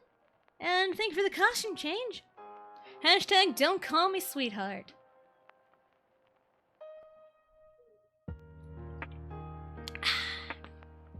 Much needed. That hydrate was much needed. Stumbling through the back door to her house, Taeho returned home a little worse for wear. She pulled a handful of leaves from her hair as she walked through her home. Glancing at the clock reading 2:36 a.m., she sat at her kitchen counter. She rolled up her sleeves and noticed a fair cut on her left arm. "Damn tree branches," she muttered to herself. With much reluctance, she stood up to take care of her wound. She winced at the water running over her cut. After washing the cut, she dabbed a kitchen towel over it. Deciding the cut did not need stitches, she dug into the cabinets in an attempt to find the bandages. After failing to find what she was looking for, she remembered her stash of bandages in the basement. "He's probably sleeping," she thought out loud. "Hello, DA. Thank you for the posture check." She quietly opened the hidden doorway to the basement and attempted to sneak her way through. Her suspicions were confirmed when she saw Chan sleeping on the couch. She noticed the blanket had fallen off the couch, and he looked a little cold. Moving as quietly as possible, she picked up the blanket and covered him up. She smiled to herself as she watched Chan snuggle into the blanket. She went back to her original task, which was finding bandages. Looking through the cabinet in the small bathroom, she found what she was looking for. She grabbed the first aid kit and started bandaging up her arm. It was a relatively small cut, but it was enough to not leave alone. Using 2 big bandages, she covered the cut completely. She checked everywhere else on her body for more wounds that she would need treated. She took off her hoodie and looked at her shoulder. By turning over her shoulder, she knocked over the first aid kit and landed on her foot. #Chan Snuggles, yes. She covered her mouth quickly, but couldn't contain a loud groan of agony. The fucking irony! She cursed under her breath as she bent over to pick up the fallen first aid kit. "Taeho, is that you?" "Shit," Taeho thought as she slowly walked out of the bathroom. "Did I wake you?" she cautiously asked, looking at Chan, who was now sitting up. "Yeah," Chan simply answered. He looked at Taeho carefully. He noticed the bandage on her left arm, the assortment of leaves still in her hair, and her subtle limp. He heard a thud, which woke him up, so he assumed that was what caused the limp. "You okay?" he simply asked, waking up more as the seconds go by. "I'll be fine. Nothing like a first aid kit attacking you," Taeho awkwardly replied. "I've been through worse." Chan nodded as he noticed a scar by Taeho's left shoulder. "Where'd you get that?" he asked, tapping on his own shoulder.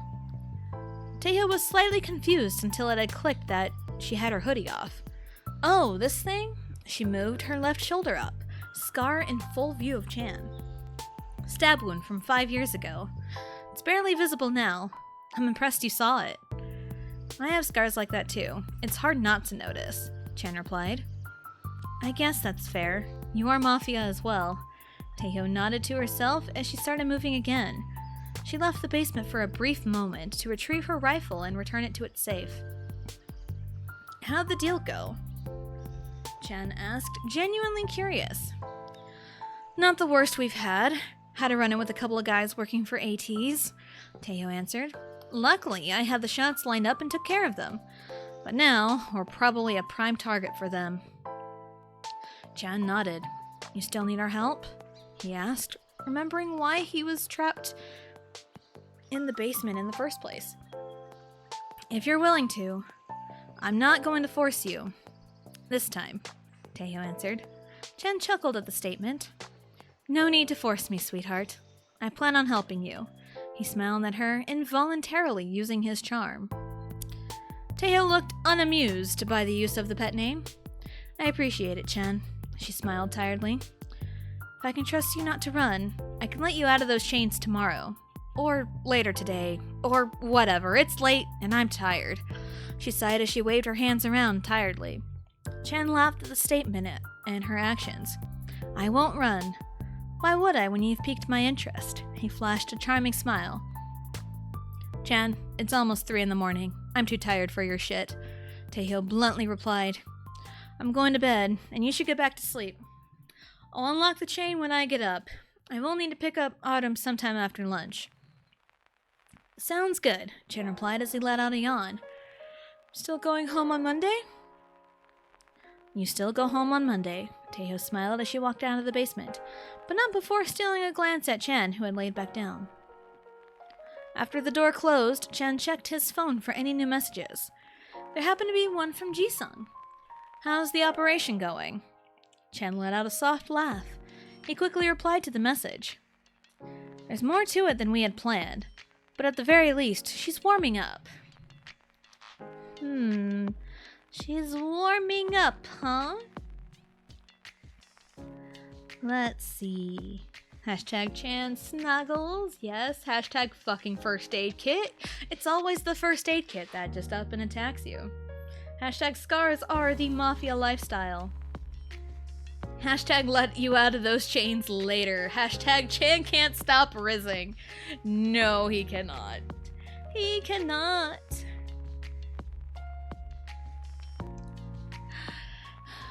As promised, Chen was let out of the chains, and he was sitting at the kitchen table waiting on lunch to be picked up.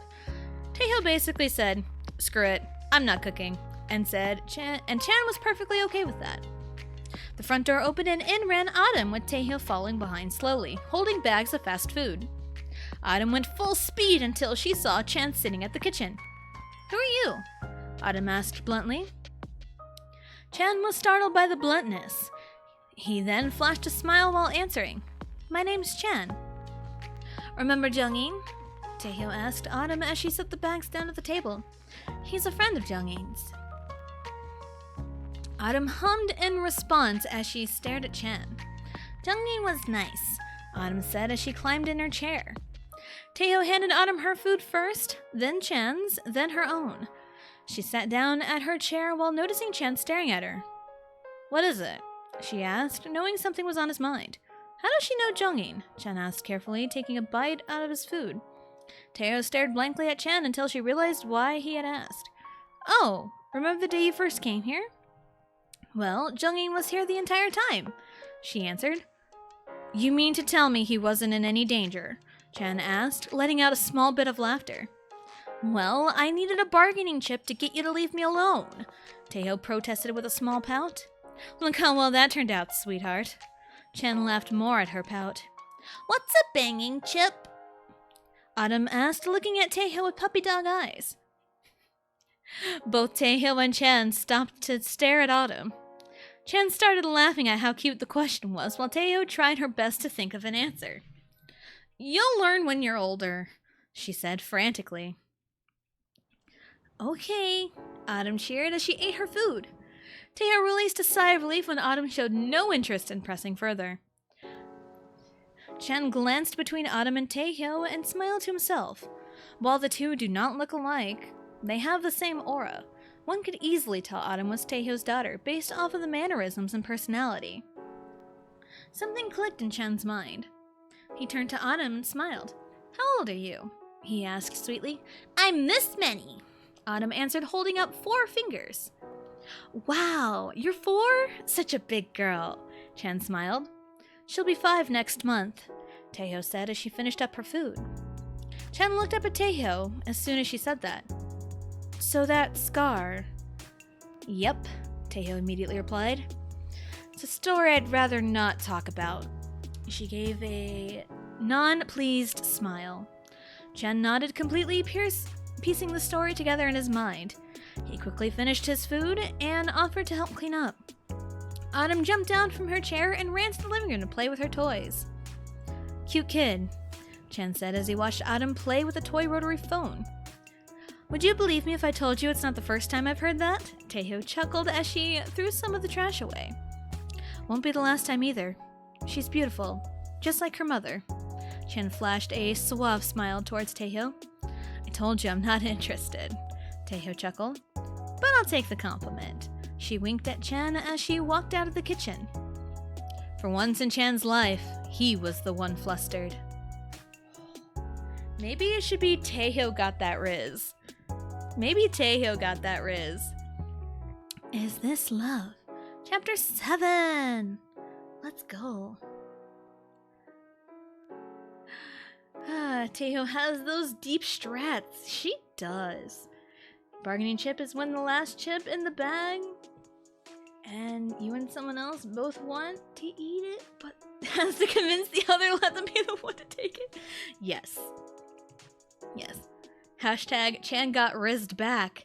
Hashtag Rizversal. Oh my god, yes. Rizversal, that is so good. That is so good. Hashtag Taeho got that riz. Hashtag I run Fallen Star. Yes. Hashtag Chan flustered away the armor of his heart. Yes.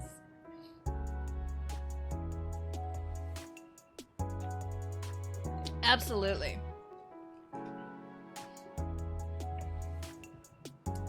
Monday morning arrived. Taeho left for work after taking Autumn to school.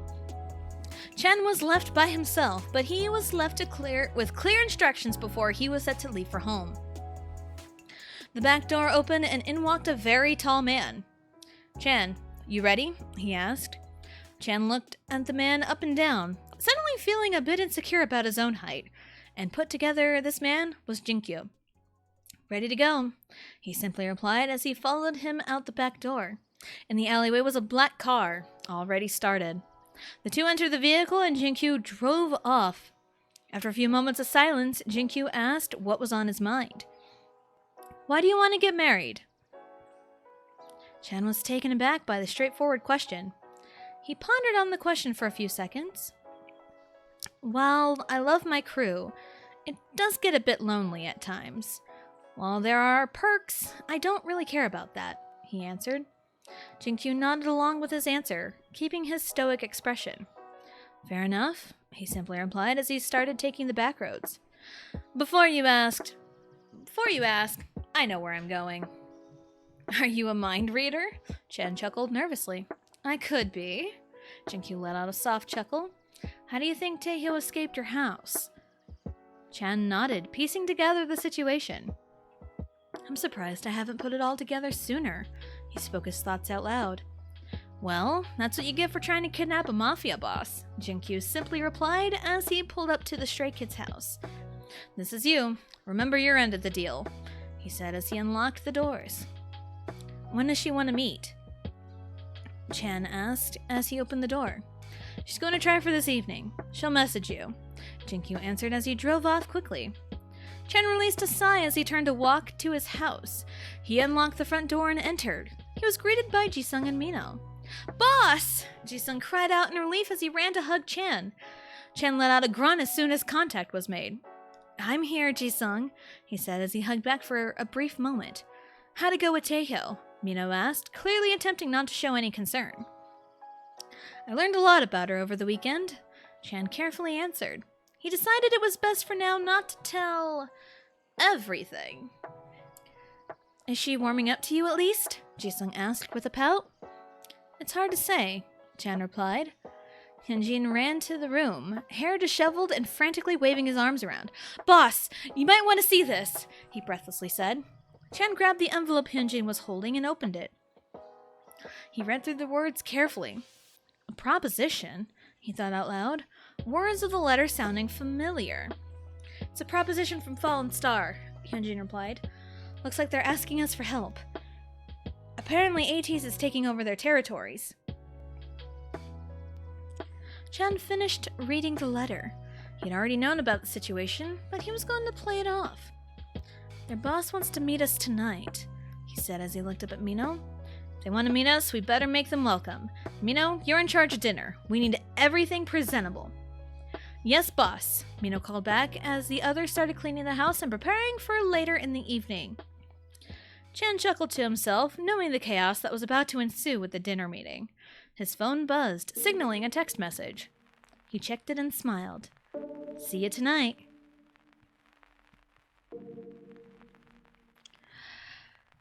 Affectionate Mafia peeps. Yeah, they're tight. They're a family. And take another drink. Hashtag smiling at a text message is cute. Yes. Absolutely. The aroma of delicious food filled the kitchen. Mino was pleased with his work on the dinner, while Felix was pleased with the desserts he had baked. Mino and Felix high-fived one another and started preparing for Fallen Star's boss to enter their home. The doorbell rang, startling everyone but one person. Jungin jogged up to the front door and opened it without a second thought. When he saw a familiar face, he smiled, although slightly confused. "Hello, Taehyo Nuna," he smiled as he stepped aside to let her in. "Hello, Jungin," Taehyo smiled as she walked in the house with someone following behind her. "I hope you don't mind one meeting with me." "Not at all," Jungin replied, clearly trying to piece together what was happening. The boss of Fallen Star was supposed to show up for dinner, right? Then why was Taehyo here? The rest of Stray Kids crowded around and were shocked to see Taehyo in their home. Mino walked right up to Taehyo and glared. "Sorry, but we have important business tonight," he sternly said. Taehyo gave him a once-over. "Nice cat apron," she simply stated as she walked right by him. Mino turned around feeling a mix of being flustered and angry. "Hey!" he called out, but a chill ran through his spine when a hand touched his shoulder. "I wouldn't do that if I were you," Wonmin said as he followed Taehyo. "What is going on?" Mino whispered to himself as everyone congregated in the living room. Chen stood in front of everyone. "Everyone, these are our guests for tonight. Treat them with respect or else," he sternly told his crew. "Yes, boss," the boys chorused. The group slowly made their way to the kitchen to fill their plates. There was an awkward atmosphere among the Stray Kids aside from Chan. Taehyo was the target for the bride operation. So why was she here? Who is this guy she brought? Is he the Fallen Star boss? Why was Chan so calm about this? Time passed and everyone was done with their meal. Taehyo smiled and turned to Chan. "That was delicious," she smiled. "You should be thanking Mino. He cooked," Chan replied as he pointed to Mino. He then quickly turned to Felix. "Get the desserts." Felix stood up and left the kitchen, and coming back with an assortment of cookies and brownies. Taeho's eyes sparkled with excitement. Wonmin shook his head at Taeho's excitement while Chen laughed. Taeho looked around and saw several confused expressions, especially from Jisung and Changbin. She released a sigh before getting down to business. "I guess it's time for business," she said as she cracked her knuckles and stood up. "Want to hang with Mino and Felix in the kitchen?" "Yes." "Yes?" "Absolutely." "You guys are probably wondering why I am here." She started in on a speech, but someone wasn't having it. "Get to the point, princess," Mino bitterly called out. Wonmi was about to jump over the table, but Taeho held out a hand and blocked him from doing so. "You received a letter from Falling Star, correct?" she asked, clearly not playing around anymore. Mino and the rest of the boys nodded. "That letter was from me. The boss of Fallen Star needs your help. I need your help," she told the boys. There was no sugarcoating the truth. A few gasps echoed through the room. The boys of Stray Kids looked at one another, and then at Chan. Chan was unfazed by this new information. He knew. He already knew. Everything made sense. "Your Fallen Star's boss?" Jisung was the first to speak up. "But you seem so nice." "So do you, but you tried to kidnap me in broad daylight." Taeho shot back at Jisung. "How's your shoulder, by the way?" Jisung rotated his shoulder slightly and smiled. "It's been worse," he replied. "Jisung, not now," Mino scolded Jisung. "How are we supposed to believe you're the boss of Fallen Star?" Taeho stared at Mino with an unreadable expression. "Lee Mino, born October 25th, 1998. Your role within Stray Kids is the distraction, keeping everyone's attention while the others complete the missions," she stated. "Anyone can look up that information," Mino scoffed. Taeho smirked. "How's that scar on your left thigh? Bullet wound, right?" "What are you? You got that wound 2 years ago on May 2nd, Taeho challenged. "You act like you were the one who shot me." Mino stood up and matched Taeho's energy. "Because I was." A chill ran through every member of Stray Kids. Taeho proved her point and then some. Chen cleared his throat and stood up next to Taeho. "Sparing the little details, Taeho here is, in fact, the boss of Fallen Star. She came to me personally, asking for help over the weekend. ATs has been attempting to take over Fallen Star territories, and soon they'll bleed into ours before too long. We need to come up with a plan to put a stop to it. He spoke with authority and commanded everyone's attention. What's in it for us? Seungmin asked. I will give you access to any resource you need, as well as a healthy payment, Taeho answered. All I ask is that my territory is protected for the kids in the area. The realization hit once she spoke. They all knew she was a single mother. She had clear goals in mind, and they were not for herself. Jungin stood up, shocking the others. I'm in, he said. Me too, Jisung smiled, standing up as well. I think we're all in at this point, Changmin confidently said, nodding to himself. Even Minho here. Taeho laughed and nodded. Now then, one more thing before we work on a plan, she said as Wonmin pulled out a folder. I need you to sign a contract, making our partnership official. One key piece of information prominent in the contract is that you are not to tell anybody outside of yourselves about my identity as Fallen Star's boss. Breaching the agreement can and will result in execution. Yes, ma'am, Changmin called out, in slight fear as he signed his contract. The rest followed suit, and the contracts were handed back to Wonmin. Once I get everyone's contact info, I'll arrange a meeting with the rest of Fallen Star later this week, Taeho said as she took a bite out of her cookie. She turned to Chan and asked, Can I take these home? Autumn would love them. Of course you can, Chan smiled, interacting with her like she did not casually threaten his crew.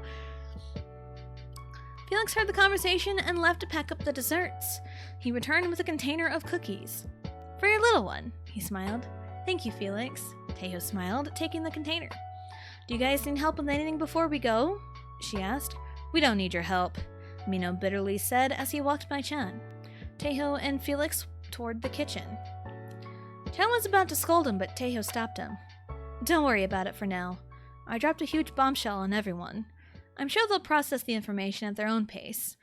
If things don't get better and clear up by the end of the week, then I'll talk to him, Taeho calmly explained to Chan. Minho will probably take this the hardest, Chan replied as he helped Taeho gather her things. He seems similar to Hanbin, Taeho replied. He's usually very bad with change, but once he processes everything, he adjusts very well. You ready? Wonmin asked as he motioned his head toward the door. Taeho nodded and turned to look at Chan. Thank you again for dinner, Chan, she smiled. You're very welcome, sweetheart. Chan's natural charm showed through. Are you ever going to quit calling me that? Taeho lightly scoffed as she nudged his arm. Never, Chan smirked as he walked the two to the front door. Let me know when you get home. I will, Taeho smiled. And thank you again for your help. Chan smiled as Taeho and Wonmin walked out of the door. The door shut and he can feel several pairs of eyes on him. He turned around and met Hyunjin's eyes. Boss? Hyunjin said in a challenging tone. Yes, Hyunjin? Chan questioned, not liking where the conversation was heading. Hyunjin flashed a smirk. Is it too early to call this love? Is this love? Is it? It could be. Alright. This is the first chapter specifically marked rated M, but it's also about break time. So we'll catch up on chat and then we'll take a break. And also, we're halfway through the story. There's 14 chapters total. And we're halfway. Hashtag sugarcoat the desserts, not the truth. Absolutely. Because I was. God damn. Yeah. Yeah. Taeho is a certified badass. Hashtag Taeho bullet wounds of the heart. Hashtag cookie. Yes. Ooh, this is escalating. Thank you for the hydrate, Alicia. Thank you, thank you.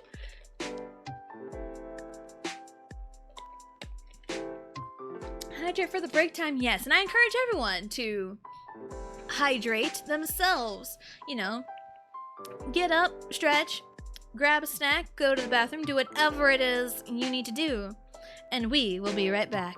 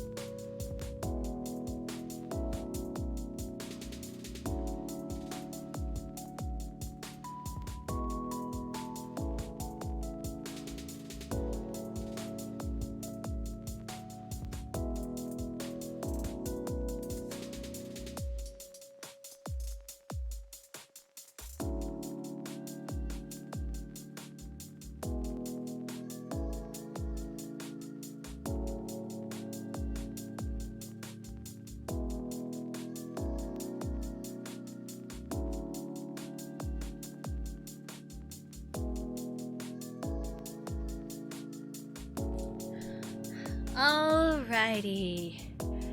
We are back. Let me get my stuff up. There we go. And yes, it's been awesome so far. Thank you. Thank you. I mean, we're only halfway. So, take a drink of water. Yes, everyone else needs to hydrate and take care of themselves too. Absolutely. Welcome back. Thank you. Thank you also. Yeah. Which I'm glad you got food now. And welcome back.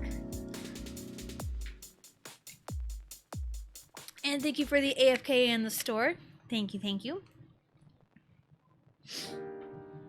Alright. So we are at the halfway point. Now, I remember why I marked this chapter rated M. There are themes of unwanted advances in this chapter, so keep that in mind. I will do my best to try and, kind of have some warnings just in case. But there are some themes of unwanted advances in, the first half of the chapter. So, alright. I need another drink real quick. Alright. Let us start the second half. Taehyung released a sigh as she leaned back in her office chair. She looked over at Autumn, who was playing with Shion across the hall. The employees love Autumn. She smiled to herself as she started packing up for the day. Glancing down at the file on her table, she swiftly placed it in the safe next to her desk. She sent a quick text to Chan about the big meeting for later in the night. It had been 4 days since the dinner at the Stray Kids' house. It was time for Chan to meet all of Fallen Star. Autumn, it's time to go. Give hugs. Taehyung called out to her daughter. Okay. Autumn called back as she started giving hugs to her favorites, Shion and Dami. Good luck with your meeting tonight, Shion called out as Taehyung left the office with a wave. Taehyung held Autumn's hand as they walked down the street. It was a beautiful Friday evening, and the two wanted to enjoy it with a snack before going to the meeting place. The two were chatting away until there was a sudden chill. Instinctively, Taehyung squeezed Autumn's hand tighter as she noticed 2 guys approaching her. Hey, pretty girl, one of them called out to her as they quickly walked closer to her, as if to cage her in. Taehyung looked up at the man talking to her. Something felt familiar about him. Then it clicked. Yosung. Hi, she awkwardly said as she tried to walk away from the two. Where are you going? The other man asked. Taehyung glanced at him. Wooyoung. I'm gonna take my daughter out for a treat. Now, if you'll excuse us, she calmly said as she made another attempt to walk away. Not so fast, Yosung said as he placed a firm hand on Taehyung's shoulder. How about you and I get to know each other a little better? How about no? Taehyung answered bluntly as she kept walking, practically dragging Autumn with her. Wooyoung squatted down to Autumn's level. Hey, sweet girl, wanna come with me while this nice guy talks to your mommy? He asked. Autumn scooted closer to Taehyung and shook her head. Look, as much as I would like to stay and chat, I have places to be, so if you don't mind. Taehyung grew impatient as she tried leaving. She felt a rough hand on her shoulder, which forced her to turn around. Yosung then grabbed her chin to make her look at him. Nobody gets to say no to us. Do you even know who we belong to? He asked with a dark tone to his voice. Taehyung looked in his eyes with a challenging look while holding on to Autumn tight. She caught sight of a knife in her peripheral vision. She could hear Autumn start to cry. She could easily grab the knife and turn the tables, but that would mean letting go of Autumn. She could kick Yosung or Wooyoung, but that would leave one of them to quickly grab her and Autumn. Right as she ran out of options, a black car pulled up to them. The driver's side window rolled down, revealing a very familiar face. Are these two bothering you?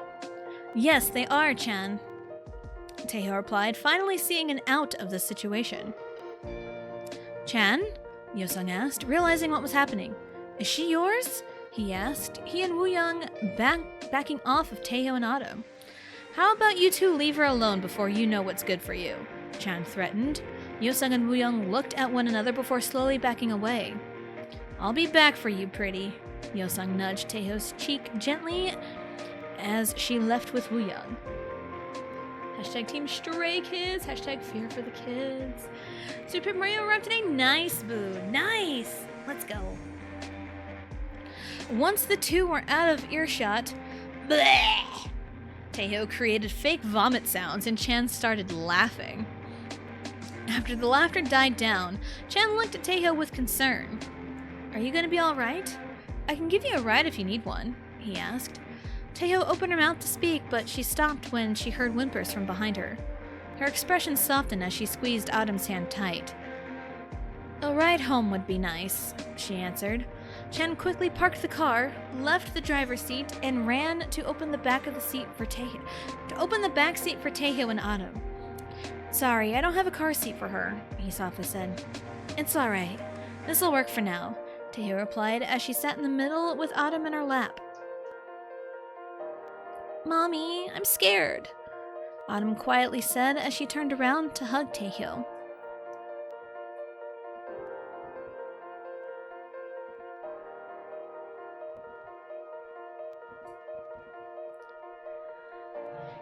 "Those scary men are gone.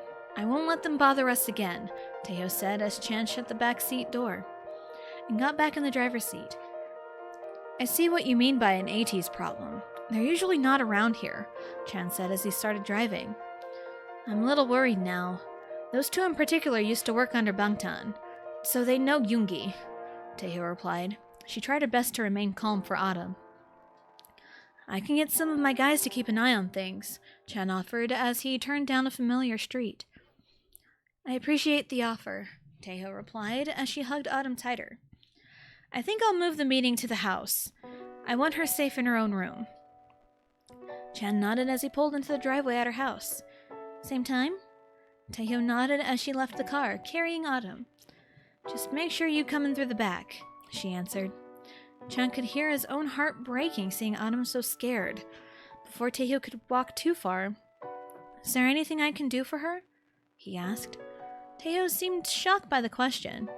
She thought over the question for a few moments before she could answer. Autumn spoke up. "Can Channy stay here? He's nice."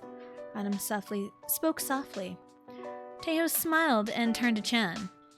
"I think there's your answer," she smiled as she turned around to head inside her house. Chan could not leave his car any faster.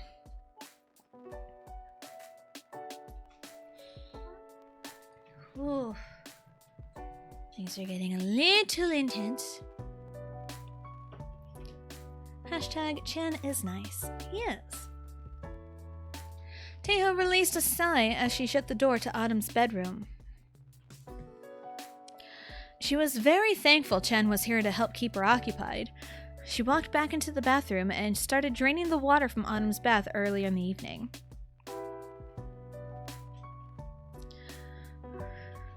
She headed downstairs and met with her crew plus Chan. "She go to sleep?" Jaejin asked as he stood up and walked to Taeho's side. "At least for now," Taeho answered as she released a sigh. She sat at the head of the table and looked around. "Jinkyu, Sammy, Jaejin, Wonmin, Woohyun, Hanbin, this is Chan. Chan, this is Fallen Star.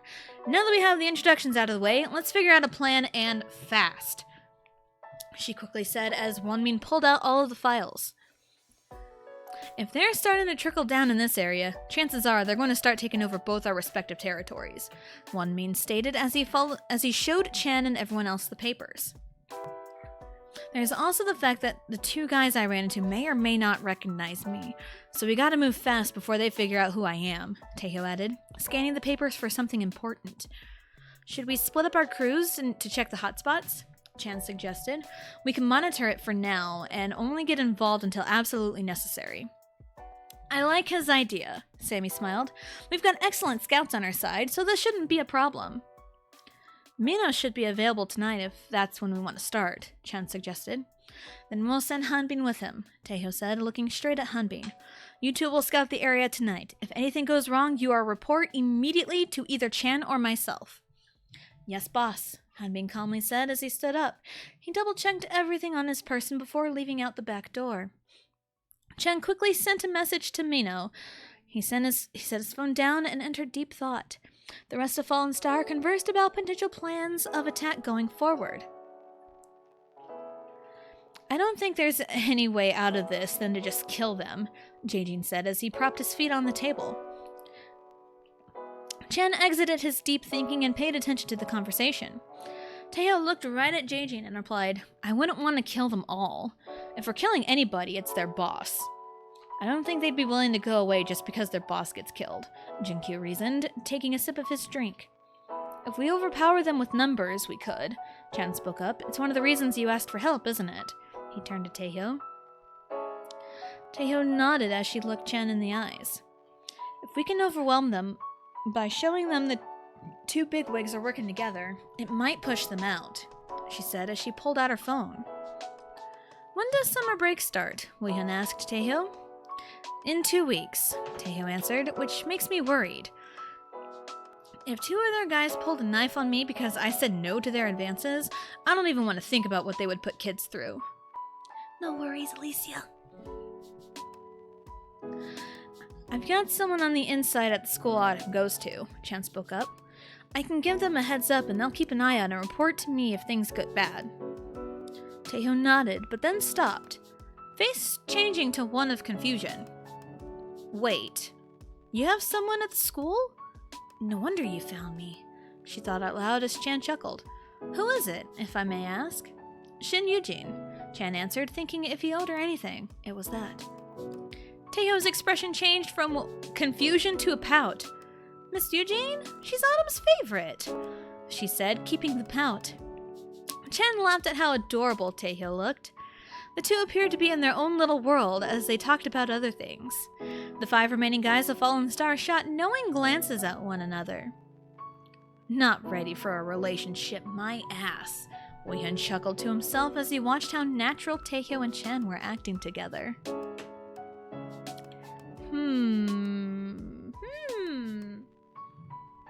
Hashtag undercover stray kid. Yes.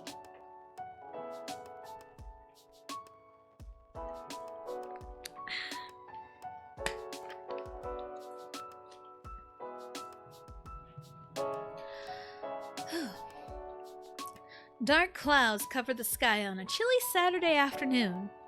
Sammy and Jisung were tasked to check the area to the east town. The two were walking together and casually chatting. They seemed to be getting along fine. No, you've got it wrong. The key change didn't need to happen in the song until much later, Sammy argued. The song's intensity keeps rising at that point. I think it's fine where it is, Jisung argued back. At least the instrumental for the dance break is really good, Sammy replied with a pout. That we can agree on, Jisung laughed. How come we've never talked before? It's fun talking with you. Sammy shot Jisung a look of bewilderment. We belong to different Mafia. Of course we wouldn't have talked until now, he replied slowly. Right. My bad. Jisung nervously chuckled as they turned the corner to observed the streets. So, Kiddo's favorite ice cream isn't mint chocolate chip? Sammy burst into laughter. You're still hung up on that? He asked through his laughter. I know she used it to alert you guys, but it was so seamless. Jisung pouted while crossing his arms.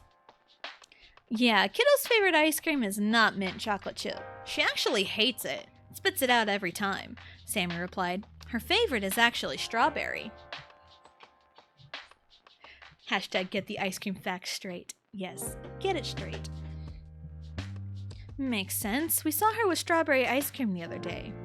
Also, who was that guy she was with? He looks like Yoongi, but that definitely wasn't him. That was probably Jihoon, or Woozi, as he's been called. He's a good mutual friend of theirs, and it saves Tae and Yoongi from interacting too much. Sammy answered. Before you asked, it's not like they hate each other, just Mafia business. Makes sense, Jisung replied. He was about to ask another question until he caught a familiar face. He nudged Sammy and nodded his head towards the familiar-looking guy. Sung Mingi. He's probably here scouting.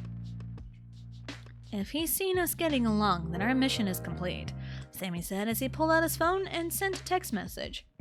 It's nice that our bosses have similar methods for missions, Jisung commented as he caught Mingi glancing at the two. Maybe this won't be the last time we'll work together, Sammy smirked. I've seen the way they act around each other, even if she keeps denying it. Boss has been basically head over heels for her from the beginning, Jisung added. The more he gets to know her, the harder he falls. A classic tale, really, Sammy smiled. So, was there anything more to this bride operation of yours? Jisung shook his head. Boss was feeling lonely, felt the need to settle down and marry and start the bride operation. Didn't think he'd find a firecracker like Taehyung, he answered honestly. No strings attached? Sammy asked. No strings attached, Jisung replied. Sammy nodded as the two kept walking. He noticed Mingi making a phone call and pulled out his own phone. Hey, we're on the streets and saw something you might be interested in, he said calmly on the phone. Jisung looked at him with a strange expression, but Sammy shot one back of, go along with it. He's tall, good-looking, shorter hair. He's on your list, he said. Jisung nodded in understanding. I believe he's taken the bait. He motioned for Jisung to walk around. Don't worry about the screaming toddler. Don't worry about the upset toddler. She's fine. That's toddler stuff. I believe he's taken the bait. He motioned for Jisung to walk around. Sammy ended the phone call when he got the apparent go-ahead. He walked right up to Mingi and smiled. Mingi was briefly startled by the sudden appearance. What are you doing here? He asked, hiding his phone. I think I need to ask you that, Sammy smirked. This isn't your turf. It's ours. Answer me. Why are you here? Or there will be severe consequences. What are you gonna do to me? Kick my shins? Mingi scoffed, but his snarky attitude was put to a halt when he felt a gun to his back. I could kick your shins, but that would lead to a gunshot to the head, and I don't think you want that, Jisung said calmly, keeping his gun to Mingi's back.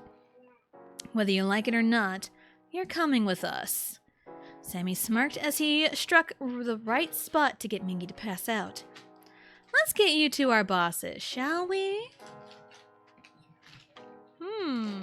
So they seem to be working pretty well together. And this chapter is marked for rated M because there is excessive violence. So, being warned.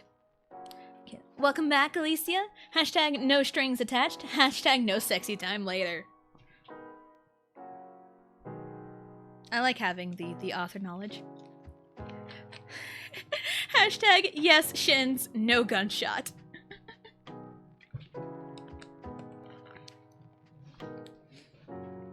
We're at what, chapter 9? Oh, there, okay.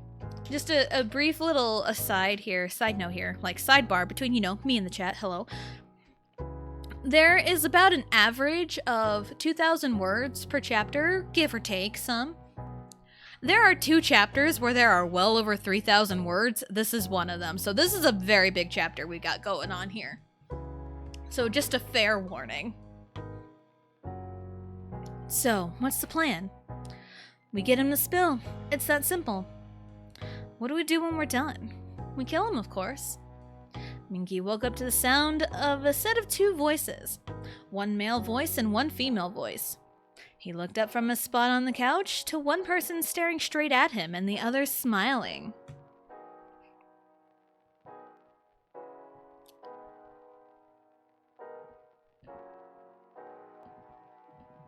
Just making sure the costume change worked. Because I can't see my overlay with how things are set up right now. Anyway. Good costume change. Yes, thank you. Chan and Taehyung looked at Mingi, Chan appearing stoic while Taehyung smiled. Taehyung walked up and sat down in front of him. So, Mingi, we can do this the easy way, or we can do this the hard way. What'll it be? She asked, sweet tone to her voice. Piss off, Mingi coldly replied. Is that any way to talk to a lady? Chan asked, cocking an eyebrow. You're in no shape to be acting like that, I'm going to ask you a simple question, Taeho spoke up, voice turning more serious. Where is AT's going to strike next? I'm not telling, Mingi spat. Taeho released a sigh as she got up and left. I'll be right back. See what you can get out of him, Chen, she said as she placed a gentle hand on his shoulder before leaving the basement. Chen looked at Mingi. He released a sigh and sat in the spot Taeho occupied previously. Mingi, AT's has crossed over too far into Stray Kids' and Fallen Stars territories. If this keeps up, this will mean war. I'm going to assume that you have already informed your boss that Stray Kids and Fallen Star are working together. If a war starts, we clearly outnumber you. So how about you tell us where you guys are going to strike next, and maybe we'll let you live. Chan spoke with a specific darkness to his tone. It was not the first time he had to coax information out of someone. Mingi stared at Chan, not budging. He was clearly contemplating answering. He ultimately decided on not talking. He was not planning on spilling the secrets of his own mafia. Chan scoffed. Figure you wouldn't talk? So here's what's going to happen. If you don't tell me where you're striking next, that pretty lady that was here earlier is going to come back with some ammunition. And I'm not talking about a gun, he told Mingi. It was subtle, but he could tell Mingi was nervous. Not a moment too soon, Taeho walked back in holding a kitchen knife. Has he spoke yet? She asked Chen as she walked in front of Mingi. Not at all yet, Chen replied as he got a good look at the knife. Why purple? He chuckled. Why not? Taeho shrugged. She turned back to Mingi. I'll ask one more time. Where is AT's striking next? She held the knife up to Mingi's chin. Mingi failed to hide the nervousness in his eyes. He mumbled an answer quietly. I didn't quite hear you, Taeho said as she poked the tip of the knife to his cheek. YJ's bar, Mingi answered slightly louder. He felt the knife cut his cheek slightly. What do you want with YJ's bar? Taeho asked, keeping the knife pressed to his cheek. Our boss wants it to solidify or take over, Mingi answered. So you are trying to take over the city? Taeho asked, moving the knife from his face. When are you going to YJ's bar? Tomorrow night at midnight, Mingi answered, keeping an eye on the knife. Taeho ran the knife on Mingi's arm and sliced it, earning a yelp of pain from Mingi. Chan seemed shocked, but impressed at the same time. Taeho moved the knife to the other arm and sliced it the same way. She kept making cuts on Mingi's body. Taeho finished cutting up Mingi with a stab to the thigh. She pulled out the knife as Mingi passed out from the pain. Remind me not to get on your bad side, Chan chuckled, witnessing the scene. Yes, kiddo. Can you go play? Can you go play?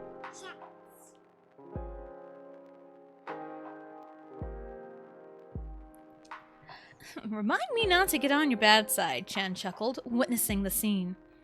Sorry, gotta make it look like we tortured the poor soul, Taeho replied with a sad smile before getting to work on moving the body. How many times have you had to do this? Chan asked as he got up to help Taeho. Do you want the real answer or a joke answer? Taeho laughed. Now I don't want to know. Chan laughed with her as he grabbed the knife and stabbed Mingi's other thigh. Sorry, I wanted to stab him once. Taeho laughed as she started stripping Mingi. Chan started to get flustered. Before he could ask questions, Taeho spoke up. Sorry, it's part of a bet I've got with Woohyun and Sammy. She chuckled. She then pouted when looking at Mingi's boxers. Plaid? That's boring, she scoffed. What is wrong with plaid? Chan asked with a light chuckle. It's like the 10th pair of plaid boxers I've taken, Taeho pouted as she carefully removed the boxers and pulled the pants back up. She stood up and walked to the closet next to the bathroom. She set the new pair of boxers down and grabbed a frame. She turned around and showed Chan the picture frame. See? This is what makes this fun, not the boring plaid. She smiled. Nothing screams fun like a pair of fish boxers. Chan laughed. The two shared a moment of laughter before going back to the task at hand. Just as Taehyo was about to move an unconscious Mingi, "Mommy!" Taehyo released a sigh. "Shit," she muttered. She stared at Mingi, then back at the basement door. She silently debated with herself on what to do in the moment. "I'll take care of her," Chan softly spoke up. "You take care of things here. I'll take care of Autumn." "You don't have to do that," Taehyo said, but Chan placed a gentle hand on her shoulder. "I want to, sweetheart." Chan smiled as he gave her shoulder a squeeze, then turned to leave the basement. Taehyo felt a mix of emotions, but ultimately felt thankful for the help. She smiled to herself. Maybe having Chan around was not as bad as she originally thought. Now, back to Mingi. Don't call me sweetheart. Yes. Hashtag check the word count. Hashtag it's over 3,000. Hashtag broken scouter. Yes. Also, gotta include fish boxers in there. I'm legally obligated to put fish boxers in any written works now. It is a legal obligation. Yes. Chan released a yawn as he was helping his group get ready to intercept ATs. Jaejin chuckled watching Chan feel tired. "Taeyeon told me you took care of Autumn through the night," he said, cleaning his knife. "She wasn't necessarily a handful, but it took a while for her to fall asleep." Chan replied, cleaning his own weapons. Kept saying, "You're not doing the right voice," when I read a book to her. Jaejin cracked up with more laughter. "You've clearly never heard Taeho read bedtime stories," he said as he organized his array of weapons. Changbin and Woohyun walked in the room upon hearing the laughter. "Children are something else," Changbin chuckled as he made a mental checklist of everyone's weapons. "They are, but it comes with the territory," Woohyun replied, making a not-so-subtle glance at Chen. "You want one? You get both." Chen looked up at Woohyun and gave a half-smile. "I wouldn't want anything else," he simply said. Woohyun seemed surprised by the reply and smiled to himself. "I'm impressed these feelings are so strong when this started as a kidnapping operation," he thought out loud. "We can think about all the logistics of this potential romantic endeavor after we deal with ATs." Jaejin waved off, not wanting everyone to become distracted. "Jaejin's right. Let's focus on the task at hand," Chan said as he stood up. "All right, do we have everyone here?" "Yes, boss," Changbin replied. "You, me, Sammy, Jaejin, and Woohyun are all here. Jisung, Felix, Jungin, Jinkyu, and Wonmin are ready with the vehicles, and Mino, Hyunjin, Sungmin, Taeho, and Hanbin are ready as backup." Chan nodded. "Good. We can attempt to talk things out, but I have a feeling we'll have to resort to violence," he told his group. The hope is to just talk, but if we have to kill, hold nothing back," Sammy spoke up. "Tae told me that if there's anybody we have to kill, it's their boss, Hongjun. And there's no guarantees we can even accomplish that. Who knows how many they've got going to YJ's bar," Chan replied. "If we leave now, it'll be just before midnight." The rest of the men nodded as they hurriedly left the Stray Kids' house. Taeho checked her line of sight with her rifle from where she was perched on the roof of a nearby building. It was well before midnight, but the group might as well be prepared. "You actually use one of those?" Sungmin spoke up as he looked at the bar from the rooftop. "I do. Want me to teach you how to use it?" Taeho bluntly replied as she pulled away from the rifle. "Sniper rifles aren't really my thing," Sungmin replied as he pouted, seemingly not getting the reaction he wanted. "Quit pouting. It would honestly do you some good to learn how to use one," Hyunjin spoke up as he pulled out his own sniper rifle. "Nah, I'm good." Sungmin rolled his eyes before turning his attention back to the bar. Mino carefully watched the interaction. He was still not sold on Taeho like most of the other guys were. To him, it felt like everything happened so fast. One minute, she was a typical bystander, targeted to become Chan's wife. The next minute, she's revealed to be a mafia boss looking for some help for her issues. Taeho seemed like a nice woman, but with the sudden reveal of her identity aroused suspicion from Mino. "What's the plan if someone finds us up here?" Mino asked, looking around the area. "We fight," Hanbin simply answered. "Typically, we never have to worry about it. We have one of the best snipers there is." "I'm just doing my job," Taeho said as she sat on the roof. "But you do have something on hand to defend yourself with, right?" Mino asked. Taeho looked at Mino with a blank expression and said, "Anything could be a weapon if you stab hard enough with it." Mino and Taeho stared at one another in silence. Hyunjin grew concerned with the two before Mino nodded in approval. "You've earned some points," he blankly said as he turned to stand next to Sungmin. "Horse mother. Yep, that's also correct. Which has a point." Taeho shrugged and released a sigh. Hyunjin decided to sit next to her. "Can I ask a question?" he carefully asked her. "Go ahead." "What do you really think of the boss?" Hyunjin asked, eyes almost pleading. Taeho looked Hyunjin in the eyes and saw the look in them. It was as if he was hopeful. He wanted to hear good things. He knew how happy Chan was when Taeho became a part of his life. She thought about Chan. He had not been in her life for very long thus far, but he definitely made an impact. He's made life not as monotonous. He was someone who she could talk freely with, aside from Fallen Star. The more time she spent with Chan, the more she found herself letting her guard down. She would never let anyone take care of Autumn that was not someone she personally knew, but she let Chan take care of her so easily. She hummed to herself before answering the question. "Chan is a great guy.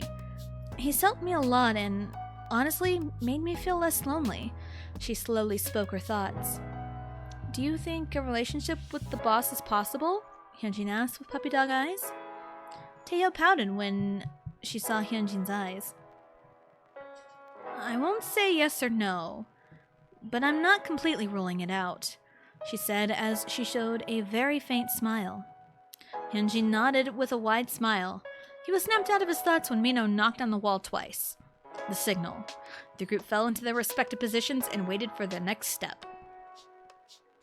A group of guys surrounded the front of YJ's bar. One guy, who appeared to be the boss, walked right up to the door with a smirk. "Let's go, boys," he called out. "Not so fast, Hongjun." The man responded to the name. Hongjun turned around and met face to face with Chen. "This isn't even your spot. What are you doing here?" Hongjun smirked. "Word should have gotten back to you, no?" Chen mischievously chuckled. "I'm here on behalf of Fallen Star. This is their turf. What are you doing here?" Hongjun let out a scoff. "I know you guys looted the place weeks ago, and now you're defending it? Hypocrite much? How about you step aside and let the big boys handle this?" He turned to walk into the bar, but he was stopped and forcibly turned around. "Go in there and you die where you stand," Sammy said as he held Hongjun tight by the arm. Guns were being drawn at the moment. Hongjun was threatened. "If anyone is going to drop dead, it's you." He looked at Sammy. "I think your attention should be on me," Chen called out in a commanding voice. Everyone's attention turned towards him. Changbin and Jaejin were standing at his sides now, guns drawn, ready to fire. "Stray Kids and Fallen Star working together clearly outnumber you and your men. We can do this the easy way or the hard way. Take your pick, Hongjun." "You think the numbers game will help you?" Hongjun scoffed. "You must be stupid if you think that's all it will take." Chen scoffed while Jaejin stuck his free hand in his pocket. He knew one person watching would understand what this meant.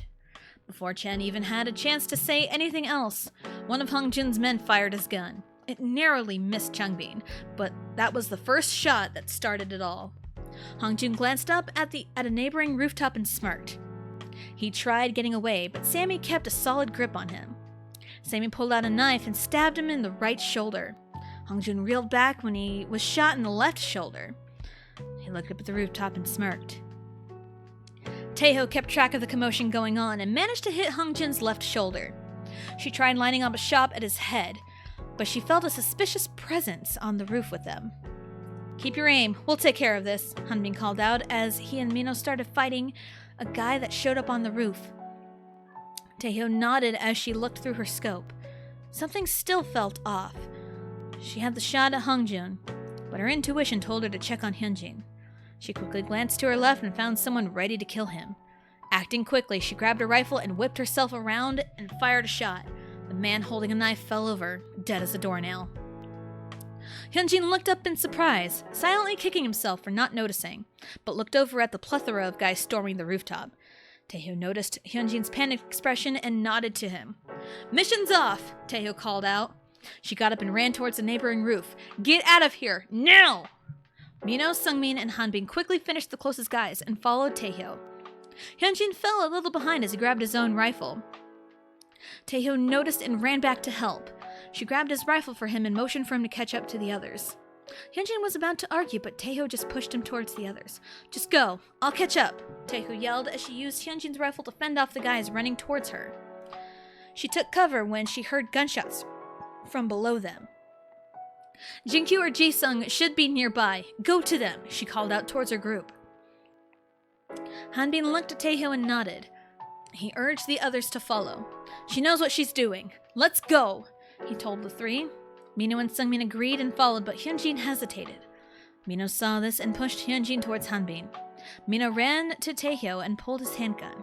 He fired shots to the guys quickly approaching. "I'll draw them off. You go," he said to Taeho. "What did I just tell you?" Taeho scolded Mino, almost like a parent. "I can't stand the thought of someone not being able to repay the favor, so I'm doing it for him," Mino calmly said and smirked in her direction. "Plus, I wouldn't hear the end of it if I let you get hurt." Taeho chuckled as she took a quick shot towards someone a fair distance away. "Thank you, and I owe you," she told Mino as she grabbed both rifles and ran in the opposite direction. She looked back at Mino one last time before joining Hanbin, Hyunjin, and Sungmin. Chen looked up at the roof and saw the group fleeing. He quickly motioned to Changbin. The mission was off. He ran back to find someone from the second group and met up with Wonmin and Jungin. "We're out of here," he called to the two of them. No more words needed said. Wonmin started the car and Jungin tried his best to keep anyone that wasn't Stray Kids or Fallen Star away. A car started chasing them in the scuffle. Chen noticed Hongjun trying to fire shots, knowing he did not have enough time to aim. Go get it. Knowing he did not have enough time to aim, he just blindly fired back. All of a sudden, one of Hongjun's tires blew, thus slowing them down. Chan looked around and followed Taeho poking out of the sunroof of Jisung's car, rifle lined up perfectly to Hongjun's car.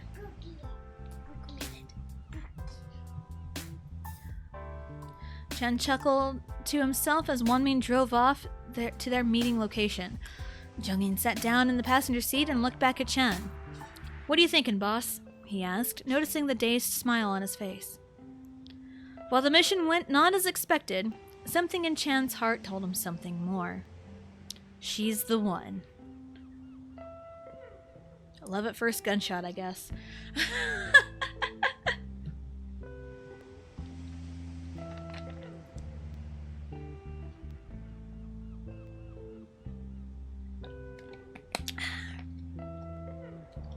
Hashtag Team Stray Stars. Yes. Hashtag Dead as Doornail.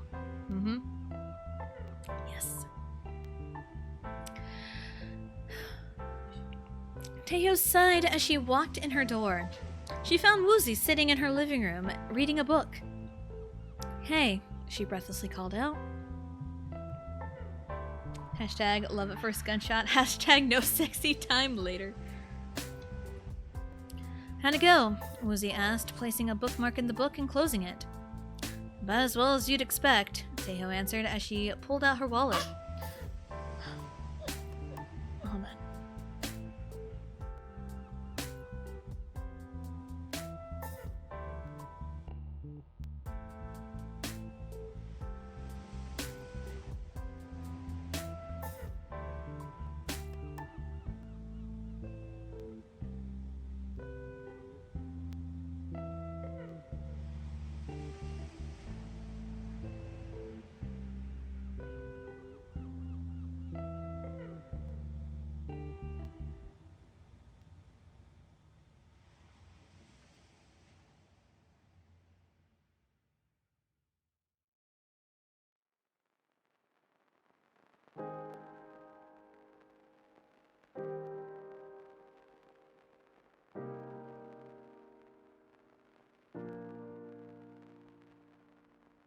Sorry about that. Had to be a mom for a second.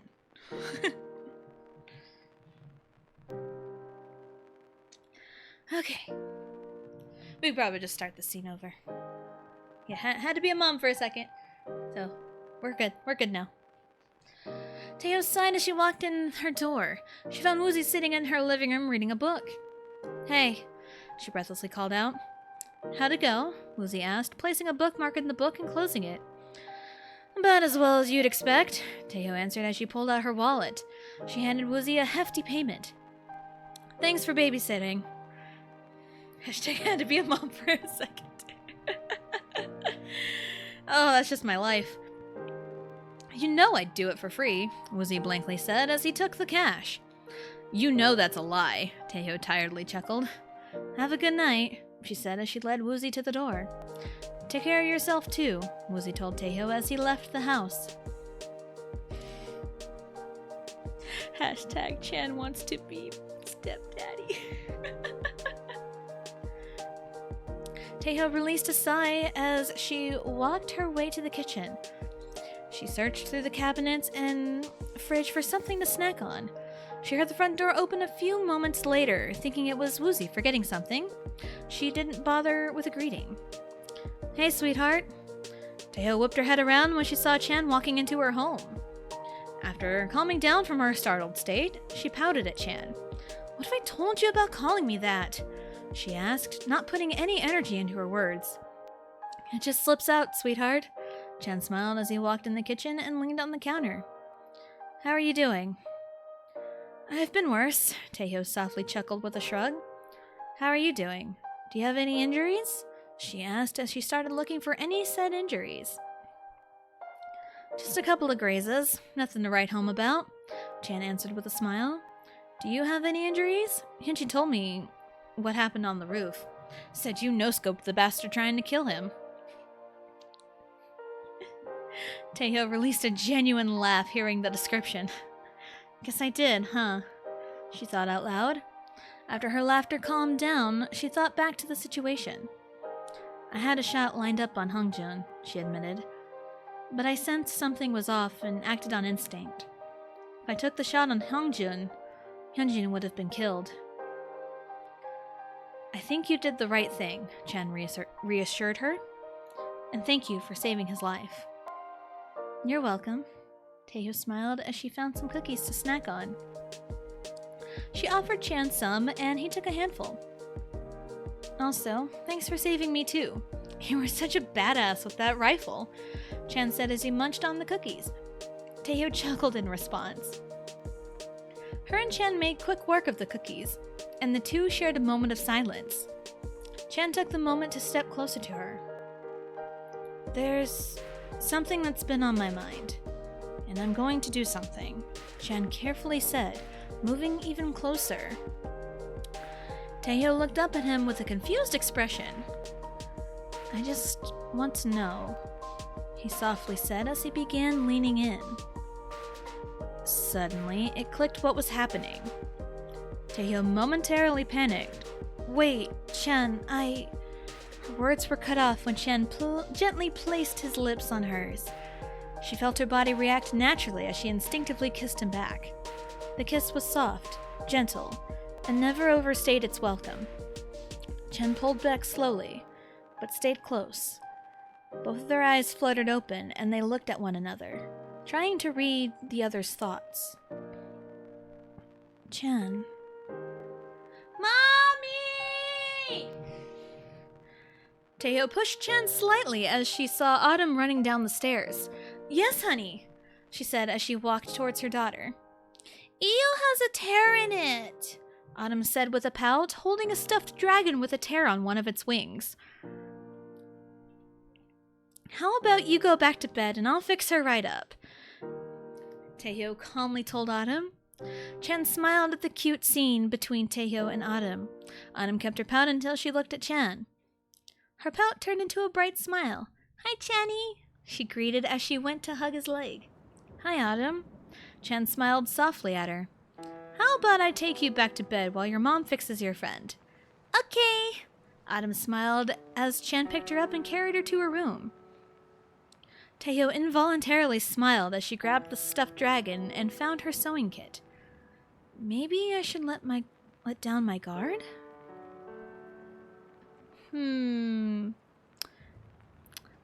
That was what, 9 chapters in? And the first kiss happened? Let's see, hashtag don't call me sweetheart.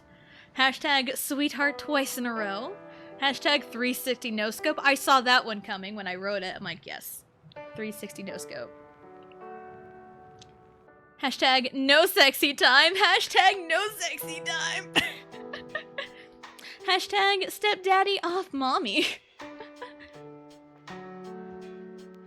I just imagined Tessa moving her face away from the mic to do that. Mom, I did. I leaned back. I did.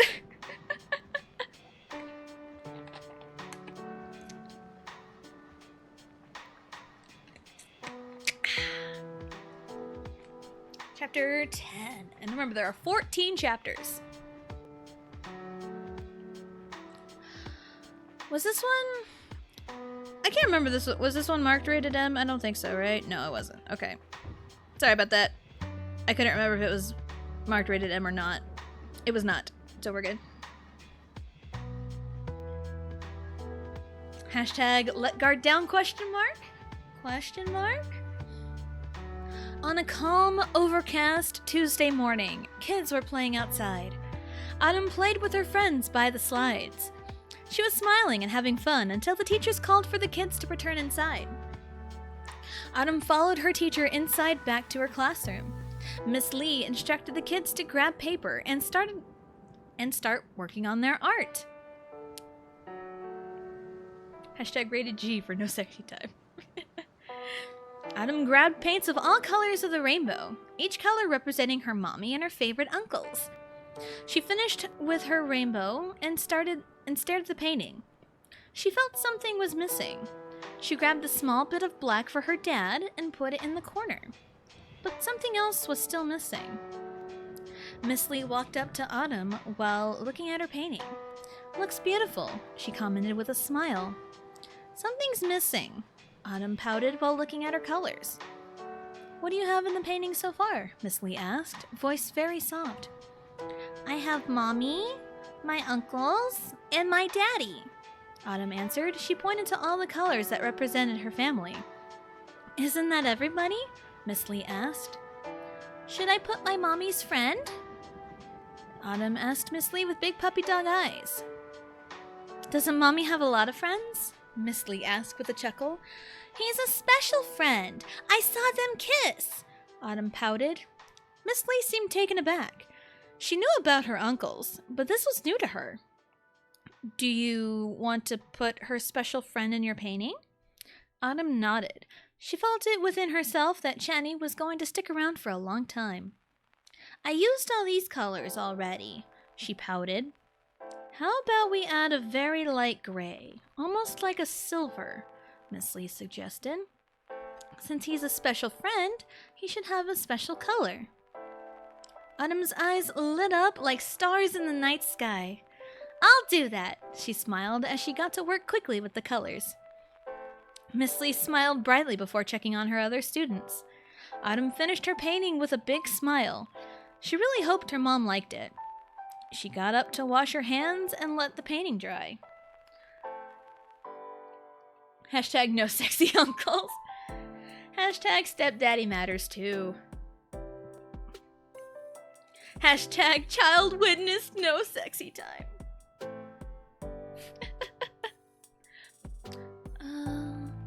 While she was washing her hands, someone from the front office came in looking for Autumn. Miss Lee nodded, thinking nothing of it, and grabbed Autumn and took her to the front. Miss Lee held Autumn's hand when they arrived at the office. Miss Lee visibly stepped back when she saw a man standing by the door she did not recognize. There was a threatening aura around him. Instinctively, she hid Autumn behind her. She looked around, and almost everyone at the office was incapacitated. "Miss Lee, was it?" The man smiled, stepping closer to her. "What do you want?" Miss Lee challenged, doing her best to keep Autumn safe. "I'm here to pick up Mean Autumn. I'm a friend of her mom's," the man smiled.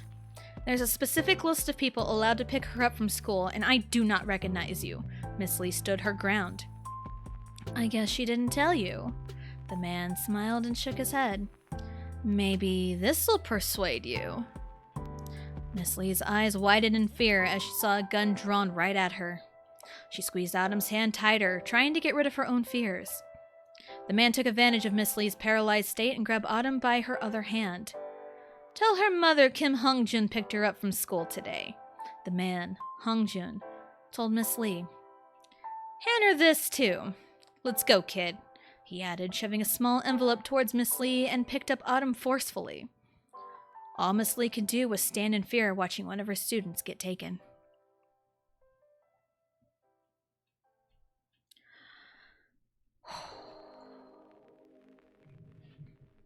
Hashtag worry for the children. Taeho sat at her desk, working at her computer through the early afternoon. She was set to pick up Autumn in a few minutes and bring her back to work. Her employees loved it when Autumn stayed for the day. Hashtag I draw my gun card in attack mode. It's not quite like the 4Kids Yu-Gi-Oh! Where they point their fingers at them. It's not quite like that.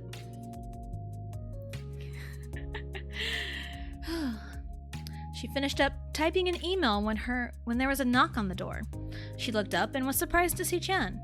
Hey, sweetheart, he greeted with a smile. Taeho rolled her eyes and motioned for him to come in. Chan entered the office and closed the door. There were so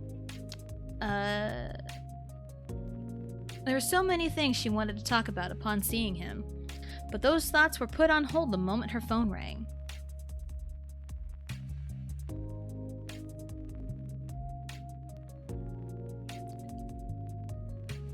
I literally just checked when the last costume change was, and I was confused for a moment.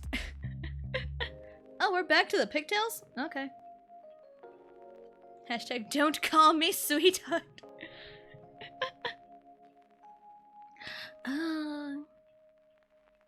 Hey, sweetheart, he greeted with a smile. Taeho rolled her eyes and motioned for him to come in. Chen entered the office and closed the door. There were so many things she wanted to talk about upon seeing him, but those thoughts were put on hold for the moment her phone rang. She looked at the caller and made a confused expression. Miss Lee never calls. She answered the phone. Hey, Miss Lee. Is everything all right? She asked. There was a scary pause on the other line. She glanced up at Chan with a fearful expression. Chan instinctively moved to sit on the desk right next to her. I'm so sorry, Miss Lee quietly answered, breaking into sobs. What's going on? Taeho asked calmly, but assertively. Are you with someone right now? I don't want you to be alone, Miss Lee replied through her sobs. I'm not alone, Taeho answered, looking up at Chen. He took her. Kim Hungjun took your daughter.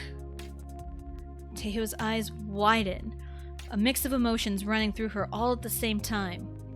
Chan could sense something was wrong and grabbed her hand. I am so sorry, Miss Lee repeated as she kept crying. It's not your fault. Taeho held back her own tears. I'll take care of this. I'll send Jaejin to pick up her things. You take care of yourself. She ended the call and immediately broke down. Tears were overflowing as she slammed her fist on her desk in anger. Chan picked up what could have possibly happened. He pulled her in a tight hug and had no intention of letting go. I got her, Taeho said through her sobs. Hungjun has Autumn. Chan squeezed her tighter, if that was even possible, and he kept Taeho in his arms. He reached in his pocket and pulled out his phone. He quickly sent a message to Jaejin informing him briefly on what had happened, and one to Changbin telling him to call a meeting later tonight. Putting his phone on the desk, he gave his full attention back to Taeho. I've got you, he calmly told her, rubbing her back. Would you like to go home for the day? He asked, speaking in a quiet voice. Hashtag plot twist, Autumn is a bomb. Hashtag we got them. Oh man, if only. If only. Taeho nodded and Chan gathered all of her things for her. Slowly he walked with her out of her office. He politely greeted the employees, and when they saw the state of Taeho, they understood not to question and let her leave. "Did you walk today?" Chen asked. Taeho nodded with a few sniffles. He wrapped an arm around her shoulder as he led her to his car. He opened the passenger door and helped her in. He went around to the driver's side and climbed in himself. He started the car and drove to Taeho's house. The drive was silent aside from the quiet music from the radio. Chen was lost in his thought throughout the drive. He was already formulating plans to get Autumn back. He felt himself becoming attached to the little ball of sunshine. The two arrived at Taeho's house in a few short moments. Chen did everything he could to ease Taeho's emotions. The two entered the house, and Chen walked into the kitchen to get her something to drink. "I have to tell Yoongi," Taeho mumbled, "but I don't want to tell him without some kind of plan." Chen set a glass of juice in front of Taeho. "Let's take things one step at a time. I think you and I both know we need to find out where she is," he calmly told her. Hashtag little ball of bombshine. Love it. Taeho nodded in response as she sipped on her juice. "We need to call a meeting," she spoke her thoughts out loud. "Already on it." Chen showed a sad smile. "As soon as you feel ready enough, we'll head back to my house." Taeho took a deep breath and wiped her tears. "Well then, let's get to it. The faster we figure out where Autumn is, the faster we get her back," she said with a smile that was not 100%. Chen smiled and reached out to give her hand a squeeze. Taeho felt at ease from the simple gesture. Ooh, heavy stuff. Heavy stuff.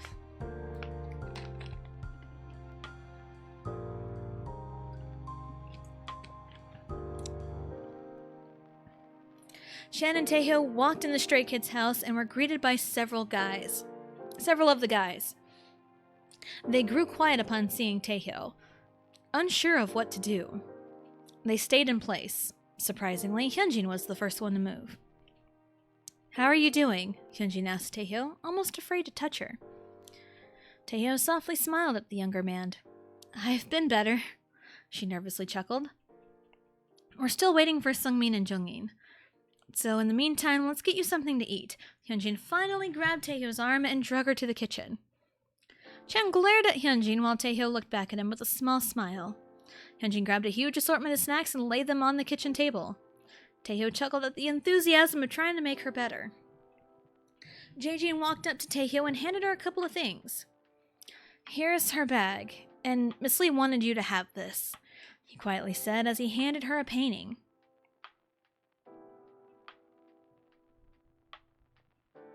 Hashtag several guys, none are uncles. So many hashtags today. Taeho looked at the painting and immediately understood everything about it, even if it was just an assortment of splotches. She noticed the silver next to the purple. That was new. Then it clicked. She looked up at Chen, who was talking to Woohyun. She smiled to herself. Autumn liked Chen. That was enough to motivate her. "I'm having too much fun." "No, you have your fun. It's fine. You have your fun." Before she had a chance to start speaking her mind, there was a loud thud coming from the front door. Mino ran for the front door and opened it. The sight that greeted them was an unexpected one. Sungmin and Jungin sprawled out in front of the door, bloodied and beaten. Chan ran up behind Mino and saw red. Looking up, he saw a car quickly driving away. "Hey!" he yelled in anger as he tried to run after the car. "Get back here or I'll kill you!" Chan took 3 steps towards the car before he was pulled back by a strong force. "Chan, stop it!" Taeho yelled as she tried to pull him back at full force. Chen kept trying to run after the car. Whoever hurt Sungmin and Jungin were going to pay. Anger bubbled up in Chan. It was clear about how much he cared about his crew. Someone knew this and used it against him. He kept trying to break free from the grip he was under. "Chan, I said stop!" Taeho yelled, and she used all her strength to stop him. She kicked his legs from underneath him to stop him from trying to run. When he finally was knocked down, he realized that he needed to stop. Chan, please. You don't need to run after them immediately. She calmly but sternly told him. Please, let's think about this. Chan nodded as he calmed himself down. He looked over at Seungmin and Jungin and noticed an envelope in Seungmin's back pocket. Chan grabbed it and opened it. Jaejin caught a glance at the envelope and pulled out the one he had. Boss, Jaejin handed his envelope to Taehyeo. Taehyeo grabbed the envelope from Jaejin with her left hand, right hand still holding on to Chan. She opened it and read the contents inside. It's an invitation, she quietly said as she looked over at Chan's, which was the same invite. Is this some sick joke? Chan asked to himself. It's their way of singling us out, Taehyeo said. We have to go. Chan turned around to face Taehyeo. We can find a way without going, he pleaded with her. He's right. You don't have to go, Jaejin added. We know you don't like going to these things. Plus, your identity as Fallen Star's boss could be at risk. I don't care, Taehyeo stated. Several eyes were on her. I'm well aware of the risks involved by going. ATEEZ has my daughter. Going there will be the only way to get her. She then turned the invitation around and found a written note addressed to her. If you do not attend, we will harm your daughter. Stay out of our business and we'll stay out of yours. It is a formal event, Chan read from his invite. Again, you don't have to go, he turned to Taehyeo. But I do, Taehyeo answered. If I don't go, they'll hurt her. And by the sound of this message, I don't think they know I'm Fallen Star's boss. Formal, correct? Jaejin asked, looking at the invitation. You do realize you have zero formal wear, right? I used to have some, but, having a baby kinda changes your body, Taehyeo replied to Jaejin. I can take her shopping. Everyone turned to Changbin in surprise. You sure, Changbin? Chen asked, still in shock by his proposal. I know people by our district, plus there's something I want to talk about with her, Changbin answered, looking at Taehyeo with a soft expression.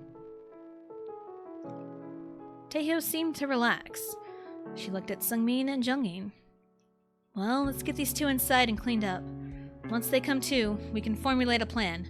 Changbin, we leave tomorrow. Everyone followed Taehyeu's orders. Taehyeo stood up and collected herself and helped Chan up. She smiled at him as if to tell him everything was going to be okay. Chan gave her a similar look back to her.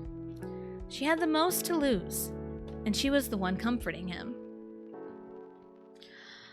Oh, calm before the storm. Oh, hashtag you have your fun. Yes, hopefully everyone is having fun. That's really the hope with all of this. Hashtag Chan has no tact. Hashtag where is Liam Neeson when you need him? Like, exactly. Exactly. Where is he? Hashtag no, Taehyeo has no drip. Hashtag shopping spree. Yeah, Taehyeo has no drip. I mean, yeah, having a baby kind of changes things about your body. Yes, fun. Yes.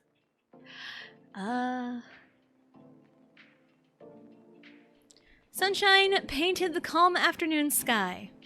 Everything felt calm. Nerves were put on the back burner given the situation everyone found themselves in. Changbin and Taehyeo walked through several dress shops, finding no luck so far. Sorry if I seem picky, Taehyeo apologized to Changbin. No worries, we gotta find the perfect dress befitting of a beautiful Mafia boss. Changbin laughed as he pulled Taehyeo into another shop. The two looked through dresses upon dresses in hopes to find something fit for ATEEZ's gala. After grabbing a handful of dresses, the two made their way to the changing rooms. Taehyeo stepped into one while Changbin waited in the area. So, what is it you wanted to talk to me about? Taehyeo asked as she started undressing. Nobody else knows this, but... Changbin answered, feeling slightly nervous. I've got a spy working with us within ATs. Taeho walked out of the dressing room wearing a floor-length strapless royal blue dress. Her expression was one of shock upon hearing Changbin's statement. A spy? Who is it? She asked as she walked around in the dress. Hashtag, is this the beach episode? If not a beach episode, the shopping episode.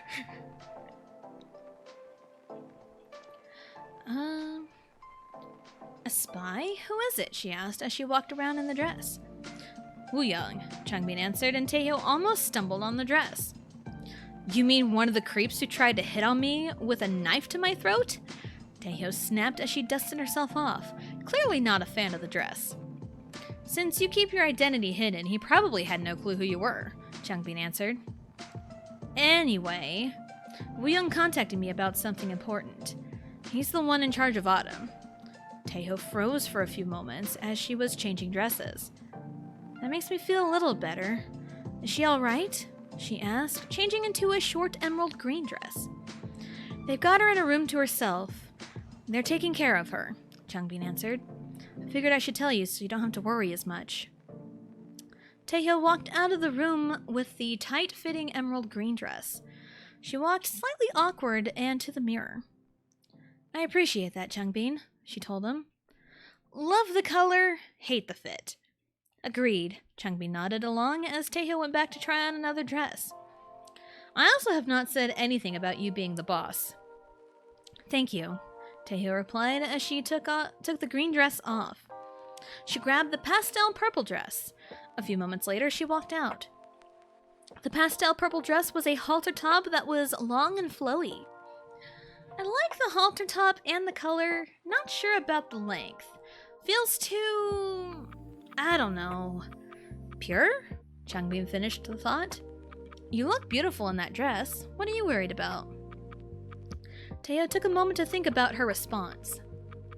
I want to be able to move around freely while also ready for combat. I need to be prepared for anything to take Autumn back. You know, you could sit back and let us take care of it, Changbin offered. I appreciate the thought, but I'm afraid it won't work. A scared, almost 5-year-old won't want a complete stranger to rescue her, Taeho answered. You may know what she looks like, but she doesn't know what you look like, she added. Right. She hasn't really seen us, Changbin agreed. She's only seen Chan and Jungin, but Jungin is a bit out of commission for the time being, Taeho replied as she turned around and walked back to the dressing room. Changbin caught something as she turned. He saw a hint of a tattoo, specifically a purple shooting star. I think I finally understand the concern for your identity. He spoke his thoughts out loud. Oh, you mean this? Taeho chuckled, motioning towards her shoulder before she closed the door to the dressing room.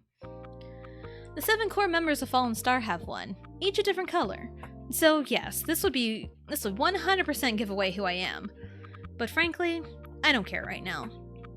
Taeho spotted a particular dress. Something drew her to it as she grabbed it and changed into it. She walked out a few moments later and Changbin's jaw dropped. Taeho did a twirl and checked herself out in the mirror. I think that's the one, Changbin smiled. Chan is going to lose his mind when he sees you.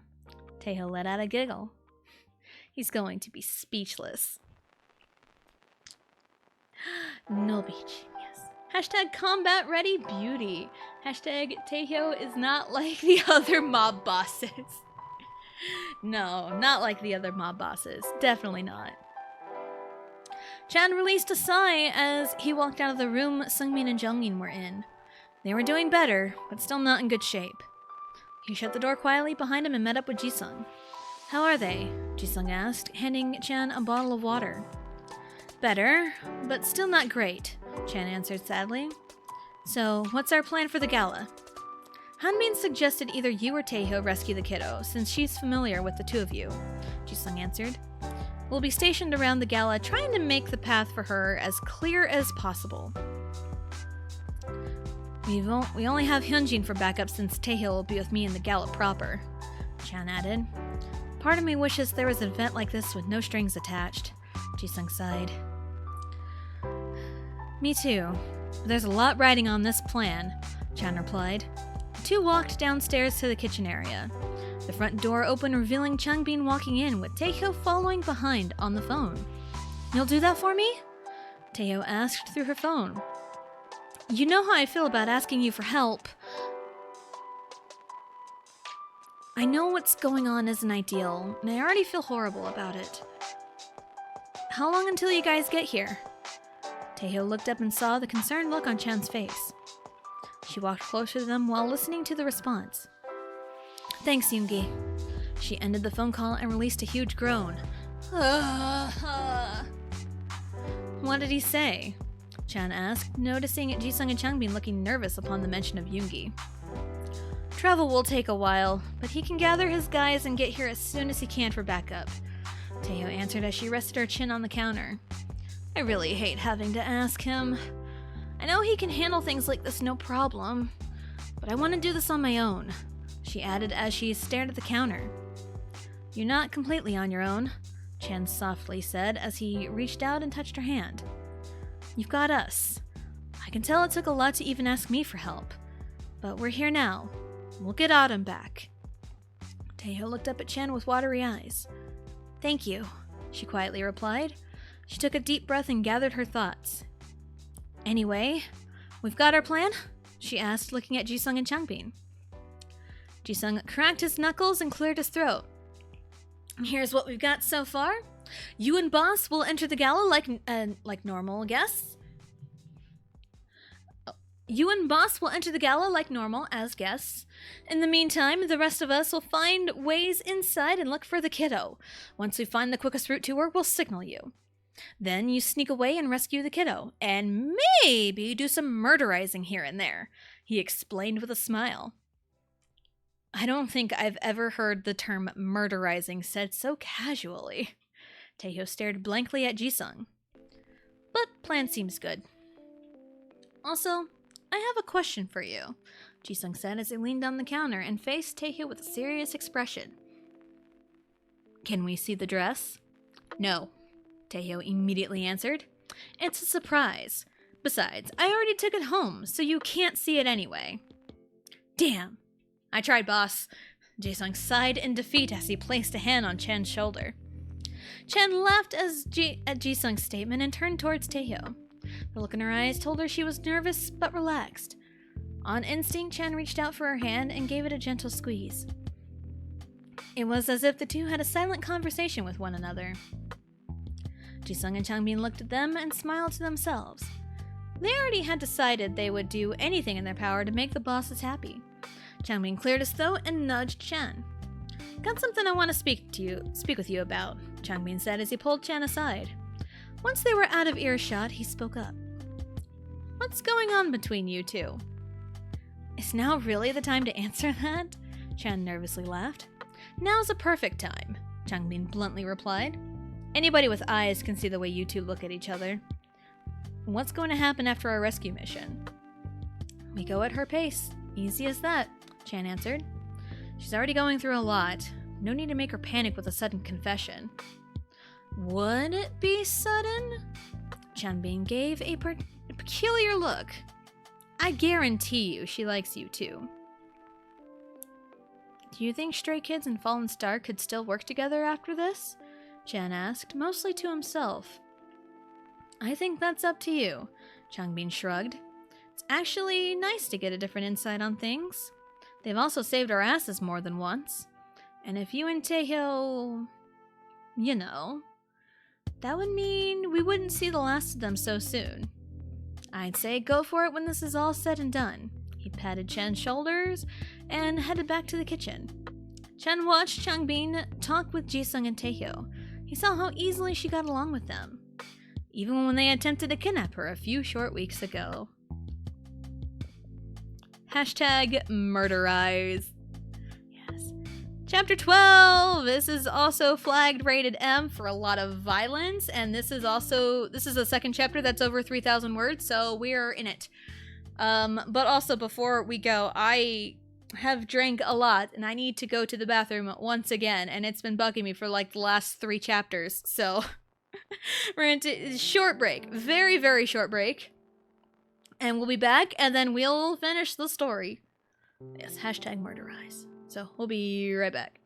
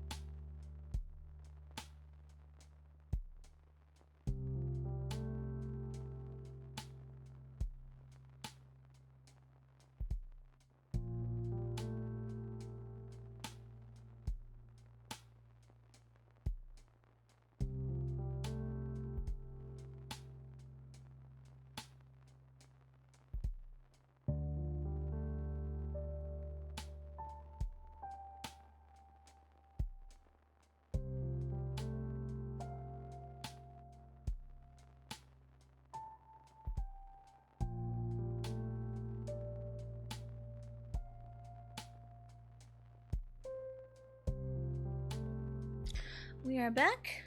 Good to go. Very short break, like I said. Thank you for the hydrate, Alicia. Definitely taken. Thank you for the AFK and the t-shirt store. Thank you, Witch. Thank you, thank you. Much appreciated. Alright. Hold on. I am tempted to do something real quick. Give me a second, because there hasn't been a costume change redeem in a minute. I'm gonna find it. We're gonna go through it, because there's only one costume appropriate for this chapter. I'm gonna find it. There we go. Ta-da. It's my stream. I can do what I want.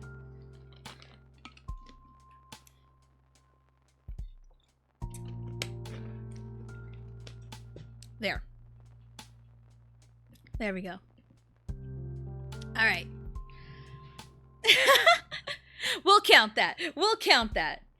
I got you. Thank you. Thank you, Alicia. We'll count that. Alright. Because there's only one costume change appropriate for this chapter.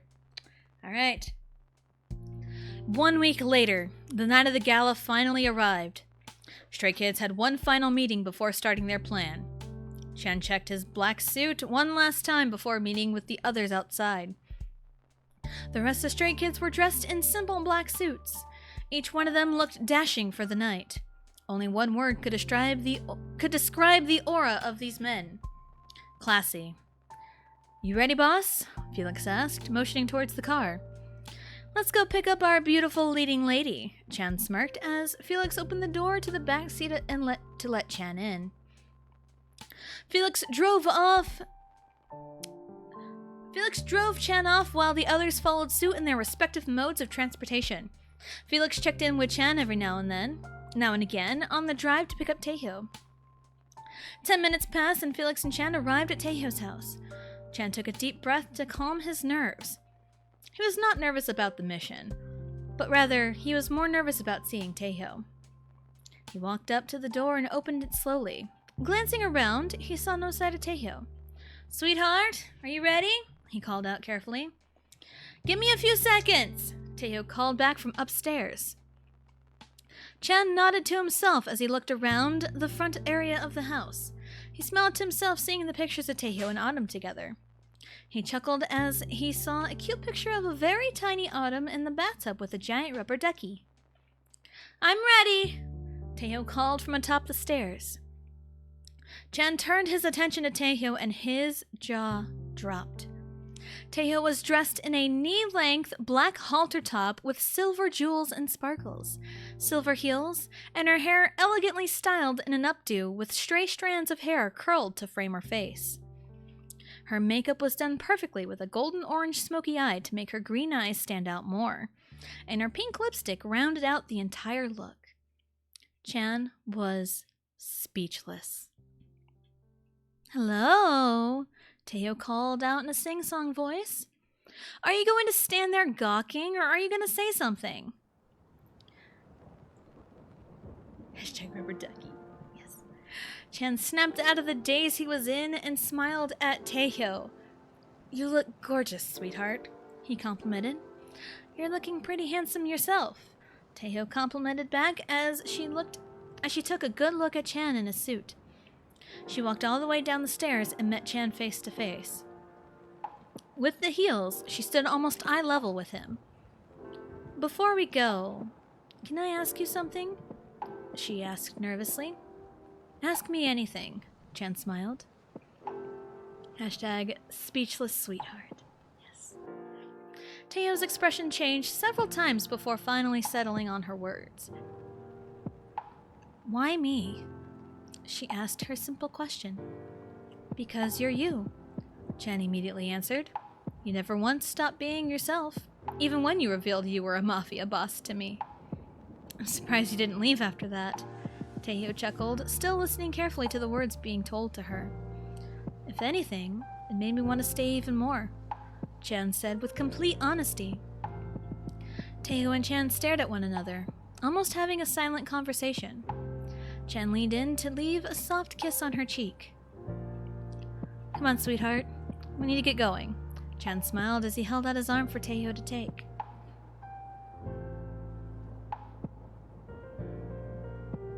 Hashtag she let him say sweetheart. Hashtag no sexy time. She did, didn't she? The two walked out of the house and climbed into the back of Felix's car. Teo smiled and quietly greeted Felix right before he took off to the place of the gala. Teo took a deep breath as she looked out the window. Chen noticed the nervousness emitting from her and placed a hand on her thigh. She looked up at him and was met with a soft, caring smile. He felt no need to say any words to her. She knew what he wanted to say just from his smile. The car ride stayed silent for the first half of the trip. Felix brought up the plan and Chan and Teo readily discussed. Everyone was ready. Felix parked the car right outside the gala entrance. Don't have too much fun, Felix chuckled and winked at the two. You know we will, Chan winked back at Felix, which earned him a playful slap on the arm. Chan helped Teo out of the car, and the people gathered around started turning their heads. They immediately recognized Chan and gathered around. They then noticed Teo. They fawned over the two as they walked up to the main entrance of the building. It's been over 5 years since I've been to one of these. Nothing has changed, Teo nervously chuckled. What made you stop going? Chan innocently asked. Hashtag Chan is in. Teo shot a deadpan look at him. I've had a baby and gone through a divorce since then. Plus, last time I went to an event, I got stabbed, she answered carefully. Chan nodded awkwardly as he carefully walked with Teo to the main ballroom. The ballroom was decorated with extravagant soft golden lights. Music echoed through the hall from the DJ by the big windows. Servers were walking about, handing drinks to the other guests. Well, if it isn't Bang-chan! Chan and Teo turned to their left to see Hongjun walk up to them. Chan looked at Hongjun with a threatening look. He felt Teo stiffen next to him. Kim Hongjun? Chan sternly greeted. Hongjun bowed his head towards Chan and turned his attention towards Teo. And who is this lovely lady? He asked, looking at Teo carefully. Teo, Teo greeted, trying not to sound too cold. Beautiful name for a beautiful woman, Hongjun half smiled as he gently grabbed Teo's hand and placed a gentle kiss to the back of it. Teo took her hand back and gave Hongjun a passive-aggressive smile. Hongjun chuckled at the action. You two are free to roam around. Have some drinks, dance a little, enjoy yourselves, he smiled as he walked away. Chan and Teo watched Hongjun walk away. Chan glanced at Teo with soft eyes. Teo also glanced at him with a similar expression. Teo took a deep breath and softly smiled. Well, for the time being, let's enjoy a little bit of the evening, she said as she moved her hand from Chan's arm to holding his own. We've got to act natural, after all. Chan smiled as he walked with Teo to explore the ballroom. While the two explored, they also kept an eye out for their own. Taeho caught Hanbin out of the corner of her eye on some scaffolding. Chan noticed Hyunjin on the opposite side of the room, blending in but near the back rooms. I would assume everyone is in their position? Taeho spoke her thoughts out loud as she looked around the ballroom. While we wait for the signal, Chan said as he took Taeho to the dance floor. How about we dance? Taeho smiled as she gently grabbed Chan's hand and placed her other one on his shoulder. Chan held her tight while placing his other gently on her waist. The mission for the two was to act natural, but it became no mission. Chan and Taeho were as natural as they could be. Off in the distance, Mino and Hanbin kept a watchful eye on Chan and Taeho. Are they even acting? Mino scoffed to himself as he adjusted some of the wires. Who's to say? Hanbin simply replied. They're not standing out, which is what we want for now.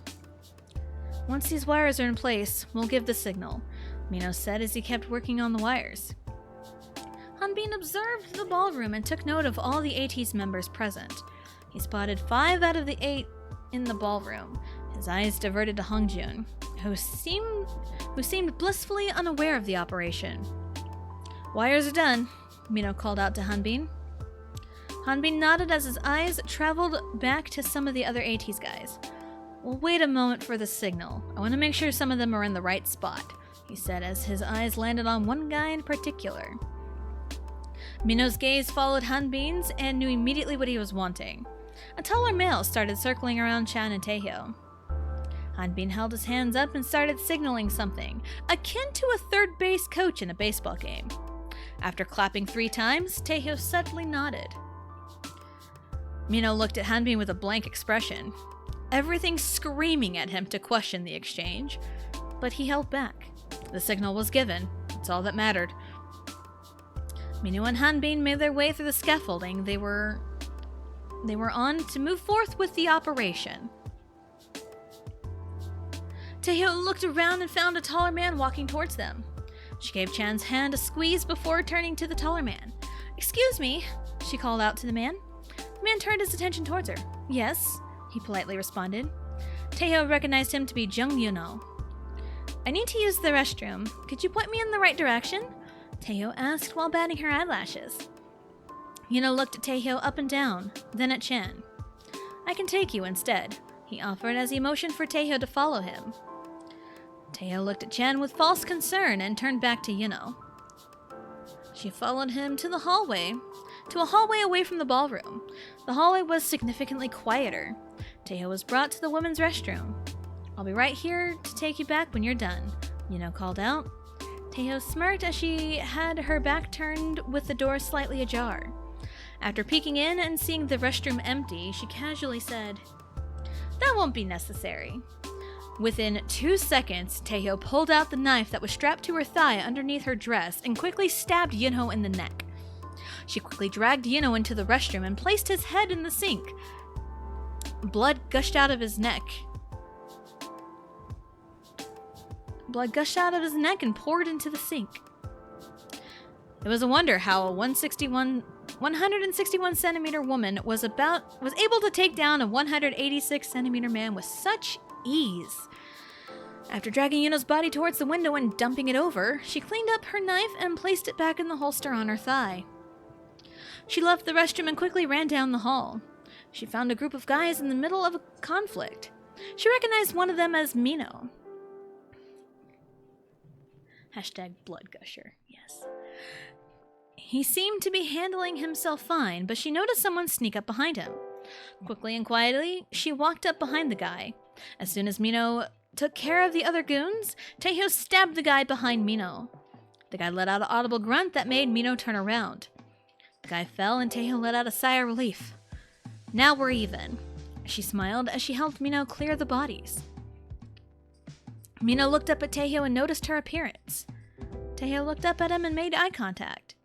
They seemed to have a conversation without words. After several moments of silence, let's go find Changbin, Mino deadpanned. He turned to walk down the hall and Taeho quickly followed suit. Hashtag Taeho kills better than the other mob bosses. Does she? Does she? Chen looked around the ballroom holding his champagne flute. He had already spotted Hyunjin, Sammy, Woohyun, and Jisung. A few moments had passed since Taeho left, and now was the time to move forward with the operation. He swiftly walked towards the DJ and slipped them a fair bit of cash. "I'll take it from here," Chen said as the DJ took the cash and ran out. Chen got to work as he played some songs that flowed into seamless transitions. He landed on one upbeat dance track. The younger guests started dancing while the other guests were taken aback by the sudden change in atmosphere. Chen looked up, feeling very comfortable in his new DJ role, and made eye contact with Hongjun. He smirked as he continued to play upbeat music. The music slowly transitioned into another upbeat track, but this one was very familiar. Hongjun kept eye contact with Chan as he noticed something was not right. Chan smirked at him as the song Miro played throughout the ballroom. People in the ballroom started dancing. Chan danced as well and did his job to make the people hyped. The chorus hit and people crowded around and jumped to the beat. The intensity of the chorus grew as one line grabbed everyone's attention. "Stray Kids, whoo!" Chen noticed all the guys move into action and moved the moment the line of the song passed. Hongjun quickly approached the DJ stand and Chan cheekily bolted. He ran through an area in the back. The plan was to try and distract Hongjun long enough for Taeho to retrieve Autumn. Chan immediately realized this would not be easy the moment he ran into San and Jongho in the kitchen area.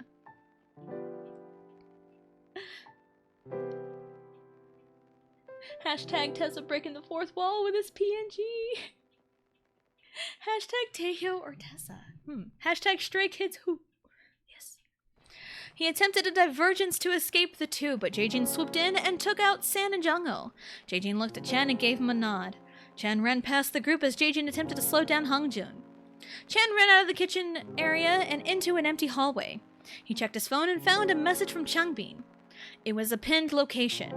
He quickly called Changbin as he checked every corner of the hallway. "Yes, boss," Changbin answered the phone quickly. "Does she know?" Chan answered as he noticed Hongjun while looking over his shoulder. "Just told her. They should be on their way. Go meet up." Changbin replied as he ended the call as quickly as he answered. "Where do you think you're going, Chan?" Hongjun called out as he quickly caught up to him. "With the constant harassment, you want something, don't you?" Chan asked, making discreet movements towards to where he needs to go. "You know as well as I do that ATs will be taking over the city," Hongjun stated, walking closer to Chan. "You also kidnapped an innocent child," Chen argued. He started walking back towards to a hallway on his left. "I brought you here, didn't it?" Hongjun smirked. "Contracts need to be signed, so you and Fallen Star leave this city. The kid's a perfect bargaining chip." "The only thing we'll trade the child for is your life, Hongjun." Chan spat back at him as he pulled the knife and stabbed Hongjun's arm. As Hongjun reeled back in pain, Chan ran through the halls towards where the pinned location Changbin sent him was. He turned down several hallways and in hopes to find a quick path. He was in luck when he met up with Mino. "Where's Taeho?" Chan asked, slowing down slightly. Mino pointed to a nearby staircase and answered, "Upstairs somewhere." Chan nodded as he bolted for the stairs. Atop the stairs, he found Taeho attempting to pick a lock. He ran up close and took her shaky hands away from the door. Taeho flinched but relaxed when he saw Chan. "Let me," he calmly told her as he took the pins from her hands.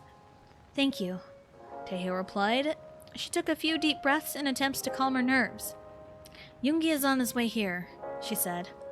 "All hell will break loose if we're not done by the time he gets here."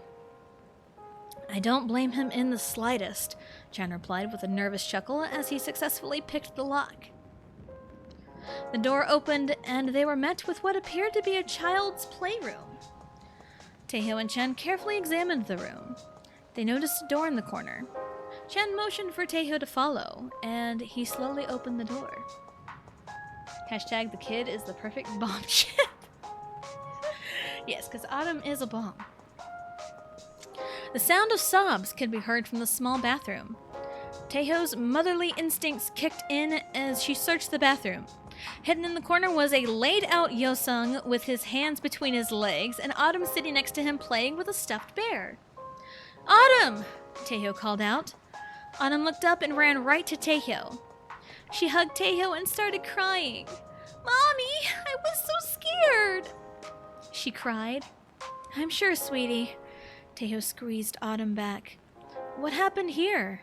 she asked, looking over Yosung. "This meanie tried to keep me quiet, so I hit him where it hurts," Autumn answered, wiping her tears. Chan let out a laugh while Taeho shook her head. "Your daddy would be so proud of you," she said after a hearty sigh.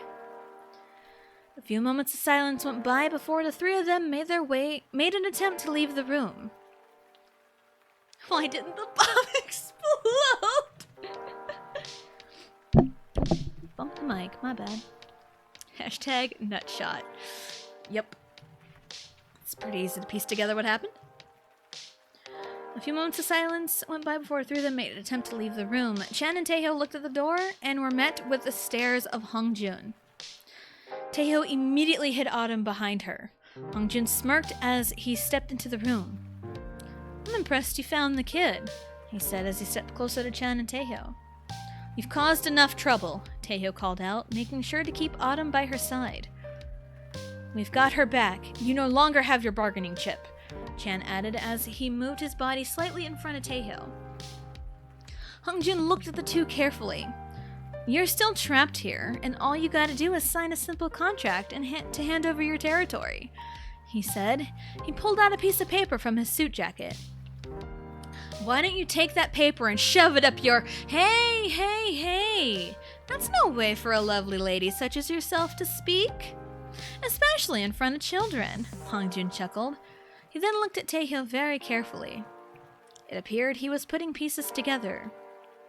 "You know, there's a reason we went after your daughter, Autumn." Hongjun took a few steps closer to Taeho and looked at her left shoulder. Taeho, ex-wife to Min Yoongi. KQ held you hostage so they could strike a deal with Bangtan. You didn't walk out of that completely unscathed, he said as he gently touched Taeho's scar on her left shoulder. Taeho flinched as Chan stepped in front of her. "What's your deal with her?" Chan asked, irritation growing within him the longer Hongjun circled Taeho. "She didn't tell you," Hongjun smirked. "Fallen Star is the reason ATEEZ has lost a lot of its territories. Taeho has single-handedly killed so many of my men. Just wanted to take back my city."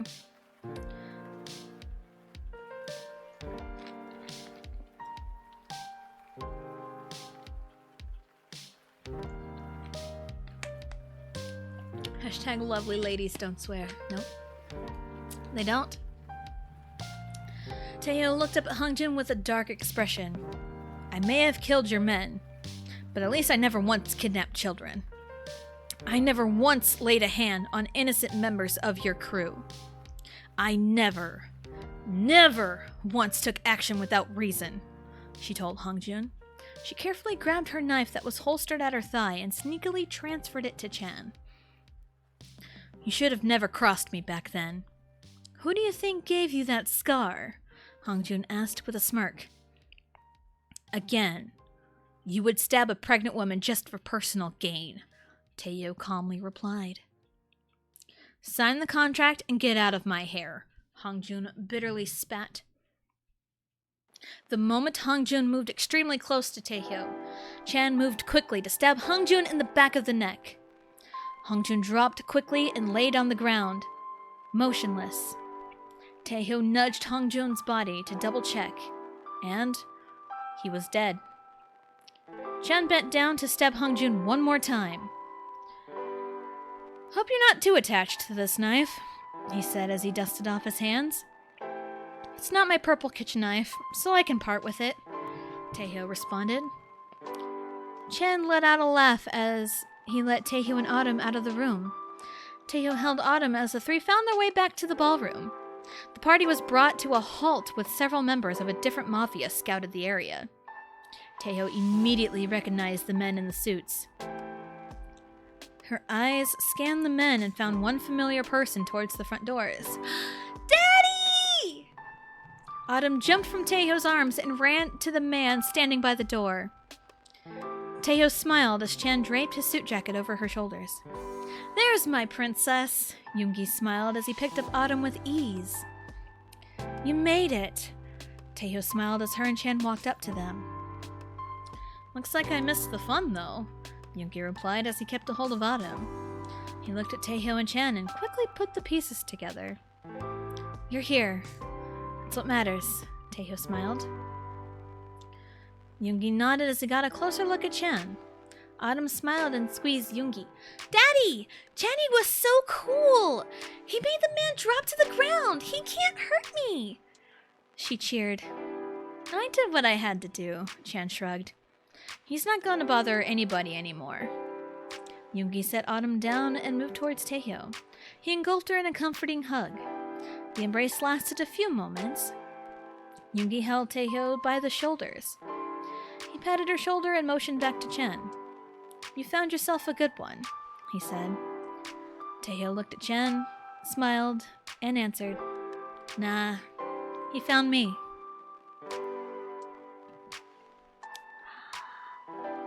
The Aftermath. Chapter 13, we're almost done! Hashtag yes murder, no kidnapping. Oh, absolutely. We gotta do the murder, but no kidnapping. Hashtag purple knife. Hashtag rip bad guy. Hashtag not stepdaddy. Hashtag Team Chan. Yes. The moonlight glowed bright in the summer night.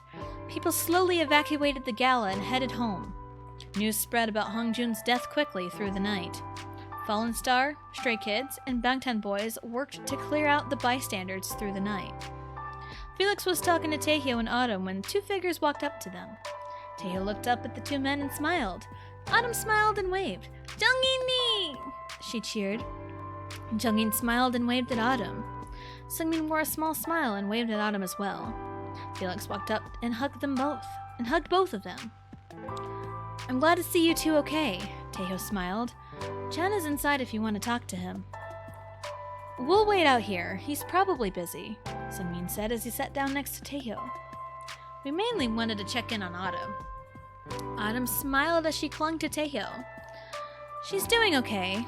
Luckily, she wasn't hurt, Taeho replied. She's a tough one, Jungmin smiled as he reached over and tapped Autumn's arm. Autumn smiled as she hugged Taeho tighter. Do you want to go home with Daddy or Mommy? Taeho asked Autumn. I want Mommy. Autumn yawned as she started falling asleep. I can go get Chan for you, Sungmin offered as he got up to run inside. Hashtag moonlight reflects the heart's true feelings. Yes, that sounds something straight out of Kingdom Hearts. I say that because you guys have been playing Kingdom Hearts. A few moments later, Chan walked out with a smile. I think everyone has this covered. I'll take you home, sweetheart, he said as he helped Taeho stand up. Taeho walked over to Yoongi briefly, then walked back to Chan. Hashtag Sora Donald Goofy. Absolutely. She made their way to one of the vehicles parked around the area. Chen opened the back door of the car and helped Taeho and Autumn climb in the car. The car ride was relatively silent. Chan focused on the road while Taeho was lost in her thoughts. She thought back to all the events from the past few weeks. She held Autumn close as she looked at Chan. Despite the initial meeting, Taeho and Chan grew close. They understood one another more than she thought they would. Plus, Chan was really good with Autumn, which earned extra bounty points. Taeho was pulled out of her thoughts when the car stopped in the driveway at her house. Chan opened the door and helped her with Autumn out of the car. She was about to get back to the car before Taeho stopped him. Stay? She asked with pouty eyes. Chan let out a soft chuckle. I can't tell you no, sweetheart. Taeho smiled as she carefully opened the front door and entered the house. Chan followed inside and closed the door behind him. Feel free to anything in the kitchen, Taeho said as she headed upstairs. Hashtag she is just sweetheart now.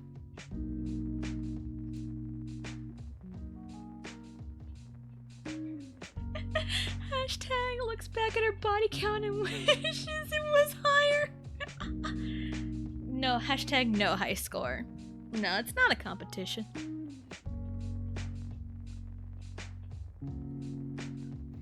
Chan nodded as he walked towards the kitchen. He found a half-empty bottle of wine and pulled out 2 glasses. As he finished pouring the second glass, Taeho walked into the kitchen. She set the suit jacket on one of the chairs.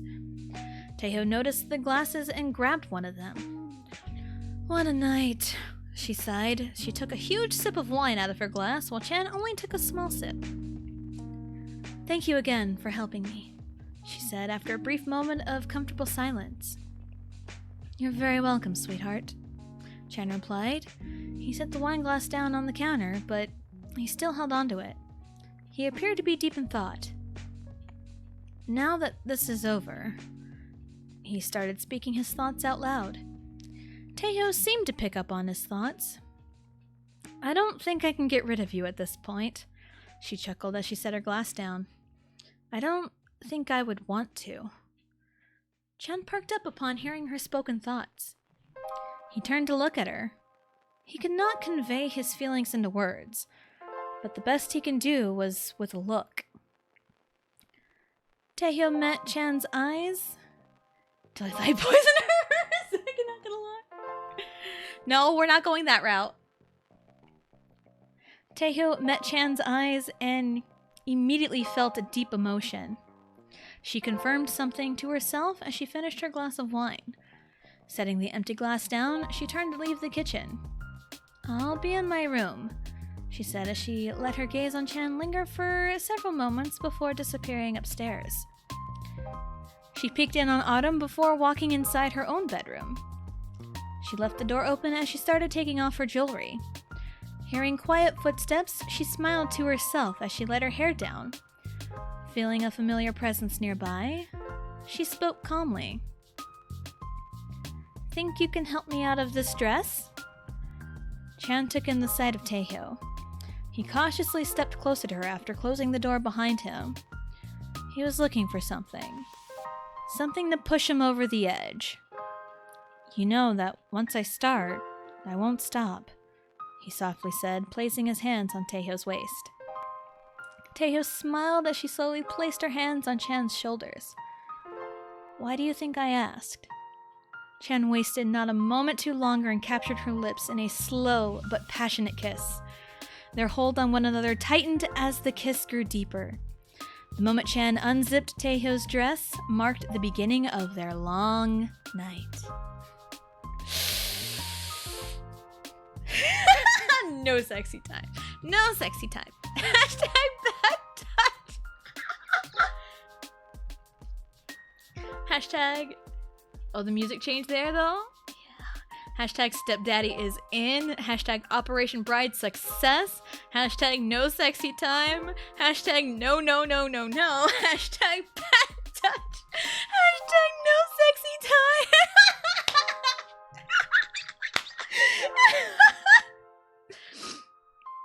No sexy time.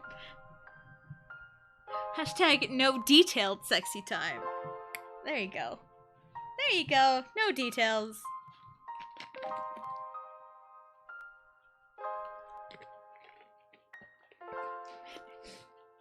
Chan woke up to rustling sounds by the door. He slowly opened his eyes and found Taeho, fast asleep. He instinctively reached up and gently touched her cheek. Hashtag where are the details? He smiled to himself before the knock on the door pulled him from his thoughts. Mommy, I'm hungry! Autumn called out from the other side of the door. Deciding to let Taeho sleep, Chan crawled out of bed and slipped on his boxers. He looked through a few dressers and found a pair of basketball shorts and a large t-shirt. After slipping on the clothing items, he slowly opened the door and found Autumn sitting by the staircase. Mommy's still sleeping, so how about I make you some breakfast? Chen asked Autumn before he started walking down the stairs. Autumn quickly followed Chen and sat in her designated spot at the kitchen table. Chen looked around and found some eggs in the fridge. Eggs okay? He asked Autumn. Yay! I love eggs! Autumn cheered. Chen smiled as he prepared breakfast. He made sure to cook enough for when Taehyung eventually woke up. He was sure she would be hungry after the previous night. Chenny, can I ask you a question? Autumn spoke up, pulling Chen out of his thoughts. Yes, Autumn, Chen asked, grabbing 3 plates from a nearby cabinet. Are you gonna stay forever? Autumn asked with her puppy dog eyes. Chen chuckled at the question. I will stay for as long as your mommy will let me, he answered. Do you love mommy? Autumn asked another question. Chen seemed taken aback by the question. He showed a soft smile before answering. I do love your mommy. Is that okay with you? Autumn flashed a bright smile. Yes! She cheered as Chen set a plate of scrambled eggs in front of her. Does mommy know you love her? I think mommy knows. Chen and Autumn looked at Taehyung, who was sleepily walking into the kitchen. She was dressed in a black tank top, mint green shorts, and a mint green silk robe. Morning, sweetheart. Chen smiled as he set a plate down in front of an empty chair. Taehyung sat down in the chair and looked at the food. She quietly started eating her food, clearly still trying to wake up. Chen chuckled at the sight and as he started eating his own breakfast. Autumn looked between Chen and Taehyung and smiled. Her heart felt full knowing her mom was happy. The mint! Gotta keep it up. Gotta keep it. Hashtag no detailed sexy time. Hashtag where are the details? Hashtag wrestling sounds by the door. Seth freaking Rollins is knocking. Whoa, whoa. Hashtag not that kind of story. Hashtag in your imagination. Hashtag no rule 34. Hashtag mint chocolate chip ice cream. Hashtag Chan stays forever. Hashtag stepdaddy wins. Hashtag every uncle loses. Hashtag no sexy uncles. The mint. Hashtag strawberry is better. We have literally every single hashtag. Taehyung frantically walked around the poolside, double-checking the contents on the picnic table. Jaejin walked up to her and placed a hand on her shoulder. Tae, you're panicking again. Everything is fine, Jaejin calmly told her as he grabbed a cracker and snacked on it. Sorry, hashtag. There, thank you, Witch. Sorry, everything felt last minute and I didn't want to forget everything, Taehyung replied as Jaejin brought a piece of chocolate to her mouth. You should have more faith in us, Jaejin laughed. Autumn turns 5 once, so we're going to give her a good party. Taehyung laughed along as Jaejin fed her another piece of chocolate. Who's got her? She asked as she looked around.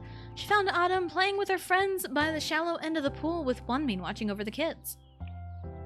Taehyung and Jaejin sat at the table and watched the kids play from a distance. After a few moments, they witnessed an altercation between the kids. Things seemed alright until one of the boys shoved Autumn into the pool. She resurfaced quickly and climbed out of the pool. She started to get in the boy's face and appeared to scold him. Wonmin tried his best to calm the kids. Wonmin tried his best to calm the kids down, but one of the other dads got in Wonmin's face. Taehyung shot up and motioned for Wonmin to move aside. What's going on here? She asked. Sojin said Autumn insulted his swimsuit, the kid's dad said. Taehyung released a sigh. Autumn, what did you say? I said the fishies on his swimsuit were a weird color, Autumn answered.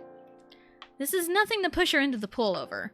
If I see any condoning of this behavior, I will have you escorted out, Taehyung told the dad before she walked away. Out of the corner of her eye, she saw the parent whispering something to the kid before he pushed Autumn again. She landed hard on the concrete and scraped her knee. Taehyung saw red. She marched back over to Sojun and his dad. What the hell did I just tell you? She started scolding the man. Your child was misbehaving, so the punishment fit the crime, the dad argued. Taehyung glared at the dad before she felt a familiar presence behind her. She also knew who it was from. who it was from the expression on the dad's face. He turned as pale as a ghost. What seems to be the problem here? Taeho turned her head and looked at Chen. The man let his son push Autumn into the pool and onto the ground, and now she's bleeding, she explained to Chen. Chen nodded as he rested a hand on her waist. Does this man need to leave? He asked. You can do whatever you see fit. Taeho sweetly smiled as she saw Changbin and Minho walk up behind the man and escorted him out. They could hear the man mumbling something about gold-digging mafia bitch. Taeho laughed at the statement before turning her attention to Autumn. She led her to the building and asked the pool workers to help her with her scrapes. After taking care of Autumn, she returned to her friends and Taeho returned to the picnic table to sit next to Chen. You made it, she smiled. Wouldn't miss it for the world. Chen smiled as he wrapped an arm around Taeho's shoulder. It's almost nice not to worry about taking care of rowdy guests, Taeho commented. People know me more, so I'd say you won't be bothered for a while, Chen replied, squeezing her shoulder slightly. The way people parent their kids, Taeho sighed as she leaned towards Chen. I hope I don't turn out like that. You do a wonderful job with Autumn, Chen said. I've seen you do whatever it takes for that girl. You're an amazing mother. He finished his thoughts as he placed a gentle kiss to Taeho's head. Taeho smiled as she looked at Chen in the eyes. She averted her attention back to the kids who were almost getting restless. Wanmin took matters into his own hands and directed them to the picnic table. Taeho and Chen quickly worked on gathering the kids and preparing the cake. The kids cheered as they began eating the cake. Jaejin attempted to keep the kids from acting too crazy as a wild Jisung showed up and started eating cake too. Taeho immediately noticed and began scolding Jisung. Chen laughed as he witnessed Taeho whacking Jisung with a towel repeatedly. It was almost hard to imagine most of the adults were members of the Mafia. After getting to know Taeho, Chen learned what was most important to anybody. Protect the children. We got one chapter left, and it's like a little epilogue. Oh my god, love the fish boxes in chat, love them.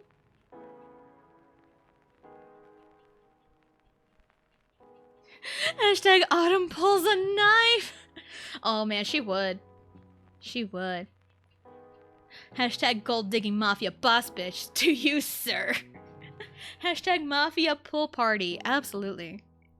So here's our epilogue. Winter. Cold snow blowing through the evening. A warm fire going in the living room while a pot of water boiled on the stove. Christmas decorations were randomly littered across the kitchen and living room. Chen was setting up the Christmas tree with Autumn. Autumn showed off all the decorations she made at school, and Chen hung up every single one. Autumn cheered every time Chen complimented her work. How's the tree coming along? Chen and Autumn turned their attention to Taeho, who was holding a young baby at her hip. Autumn ran right up to Taeho and the baby. Chen looked at Taeho and the baby smiled. He also walked up to them. He gave Taeho a quick kiss and held the baby's cheeks. Tree's coming along nicely, Chen answered the initial question. He then held his hands out for the baby, and the baby reached up to him. How's my Ari? He cooed at the baby. She's been good today, Taeho replied as she hugged Autumn. Baby Ari is so cute, Autumn smiled. She is cute, isn't she? Taeho smiled back. I'll get the hot chocolate ready. Chen smiled as he held Ari. He took her and Autumn to the Christmas tree and started decorating it. Chen handed something to Ari, which she immediately put in her mouth. Taeho smiled at the scene as she walked into the kitchen. She grabbed 3 mugs and started prepping for the hot chocolate. Her phone started to vibrate on the counter. She checked the caller ID quickly before answering. She sighed constantly while talking on the phone. She poured the hot water in each mug while listening intently to the conversation. Swapping the phone to her other ear, she stirred the hot chocolate mix with the water. Chen walked into the room as she grabbed some milk for 1 cup and some liquor for 2 cups. I'll send somebody out there. And remember what I keep telling you? Taeho sighed as the phone call ended. What's going on? Chen asked as Ari kept smacking his face with a toy. Idiots trying to take over YJ's bar again, Taeho sighed. I tell that man every damn time to either relocate or change the name of the place. Who are you sending? Chan asked, grabbing the toy from Audie and adjusting it. It doesn't seem like a major threat. We just need someone to charm them, Taeho answered as she held out her arms for Audie. Chan carefully passed Audie to Taeho. Say no more. I'll be there faster than you can say Daddy Chan. He chuckled. Please don't, Taeho bluntly replied. I'll send Sammy with you. Both of you should be able to chase these idiots off. Or chase these idiots away. Chan laughed briefly as he kissed Audie's cheeks. Audie smiled and giggled, which caused Chan and Taeho to smile. Chan then kissed Taeho. I'll be back before you know it, he told her as he gave her another kiss. He then turned to leave the kitchen, stopping by the living room to give Autumn a big hug and a kiss on the cheek. If I don't see you soon, good night, Channy. Autumn smiled as she was holding some garland and waving it around. Chan laughed at the sight. He'll probably be in bed by the time I get back. You better behave for your mommy, he told Autumn as he squeezed her tight. Taeho joined the two in the living room to see Chan off. Don't have too much fun, she said as she hugged Chan and kissed him. That's a tall order, sweetheart, Chan laughed. He slipped on his shoes and grabbed his keys and left the house. Taeho looked at the tree and saw it was completely decorated. She looked down at Autumn and saw she was still playing with the garland. Let's put that away for now. After you finish your hot chocolate, let's start getting ready for bed, she told Autumn. Autumn did not argue and left to drink her hot chocolate. She took tiny sips of her mug and declared she was done. She quickly ran upstairs to get ready for bed. Taeho smiled watching Autumn run upstairs. She looked at Audie, who was leaning on her shoulder sleepily. I think it's your bedtime too, Audie. Taeho smiled as she headed upstairs. As she entered the kids' bedroom, she changed her diaper, rubbed the bedtime lotion on her, and dressed her in her pajamas. Autumn walked in the bedroom and gave Audie a kiss on the cheek. Night-night, baby Audie, she cooed as she left to lay down in her own bed. Taeho laid Audie down in the crib and walked over to Autumn. Night-night, Autumn, she cooed as she turned off the lights, letting the nightlight dimly illuminate the room, and left the girls to go to sleep. She went back downstairs and grabbed her mug of hot chocolate. She migrated to the living room and admired the decorations. Her eyes drifted to the new additions to the wall decor. One picture captured her attention every time. It was a picture of her and Chan. Chan was wearing a suit while Taeho was wearing a beautiful white wedding gown. He was hugging her from behind while they were both laughing. It was a candid picture, which turned out to be one of her favorites. She glanced down at her ring finger, now clad with a simple silver ring with an emerald, and smiled to herself. She was snapped out of her thoughts by the front door opening. She glanced over at Chan, who was taking off his shoes. That was fast. Taeho laughed before taking a sip of her hot chocolate. Bunch of losers who got scared once the big dogs rolled in. Chan laughed as he took his coat off. He quickly went to the kitchen to retrieve his mug of hot chocolate and joined Taeho in the living room. The two sat on the couch and watched TV to unwind. They cuddled next to each other for a while before Taeho started chuckling to herself. What's up, sweetheart? Chan asked. Just got to thinking, Taeho simply answered. It's been a year and a half since we got married. And to think this all started with a kidnapping attempt. Chan laughed at the ridiculous sounding but accurate thought. Has it really only been a year and a half? He asked through his laughter. Feels like it's been 10 years. Taeho laughed along. I wouldn't mind spending 10 years with you, Chan said as he hugged Taeho closer. Only 10? Taeho smirked. Then 10 after that, and another 10. Oh, and can we add many more years after that? Chan mirrored her smirk as he kissed her. You're so cheesy, Taeho giggled. You love it. Chan laughed along. He stood up and pulled Taeho along. They made their way towards upstairs, but Taeho made a stop. Gotta make sure the poor soul is still alive, Taeho said as she calmly entered the basement for a few moments. Chan waited patiently by the stairs. Taeho returned to the stairs after a few minutes looking happy. Chan laughed as he saw her expression. Got what you wanted? He asked as they both climbed up the stairs. Got the info I wanted, and he had purple unicorn boxers, Taeho answered as they stopped by the kids' room. Chan cracked the door open to find Autumn and Audrey sleeping peacefully. Taeho smiled, looking at Chan's expression. She nudged Chan and urged him to close the door and let the kids be. Never in my life would I imagine I'd be a dad, Chan thought out loud. Oh, like you weren't a dad for your crew? Taeho chuckled. That's different, Chan chuckled with her. I know. It's different, isn't it? Having something new to fight for? Having a reflection of yourself looking back at you, and relying on you to take care of them. Even if the children in question look nothing like you. She laughed at the last comment, noting how Autumn and Ari looked like their fathers, respectively. Chan chuckled at the statement. My genes are strong, apparently, he said as he grabbed Taeho and led her to their bedroom. I'm glad I don't have to do this alone, and that I have you. We make a pretty good team, huh? Taeho softly smiled. Chan smiled and hugged her tight. Have I told you I love you today? You have. A lot. Taeho giggled as she hugged him back. Well, I love you.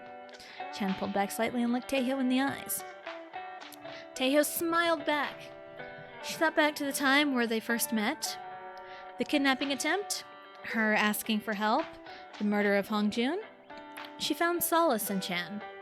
Since then, they've gotten married and had Audrey together, while still keeping their respective mafias intact. Keeping her smile, she looked back at Chan. I love you too. Bride operation complete. And that's it! That's it! That is the end! Let's go! Hashtag hot chocolate overall. Yes, absolutely. Hot chocolate's the best. I love hot chocolate. Forgot I had hot chocolate in my pantry. You know, I also have hot chocolate in my cabinet as well. Hashtag Chan Riz activated. Hashtag Daddy Chan. The ring finger journey. Yes. Hashtag Kodak moment. Hashtag every kiss begins with K. Kidnapping. Oh, that's my favorite so far. Granted, there's been a lot of good ones. Hashtag Chan kidnapped her heart. Yes. Yes. Good typo. Yeah, Chad. Chan, Chad, same thing. Hashtag Daddy Stray Kids. Hashtag Stray Dad. Bride operation complete. Yes. Woo! Beautiful! Thank you. Throws confetti. Thank you, Witch. I will accept all of the confetti. Thank you for the fish boxers. Oh my gosh, that was awesome! Oh my god, that was so exciting. It's probably one of my favorites because I had the idea for a while because, like, you know, I'm reading stuff a lot, and I also, oh, thank you for the hydrate. That was much. I'm almost out of drink though.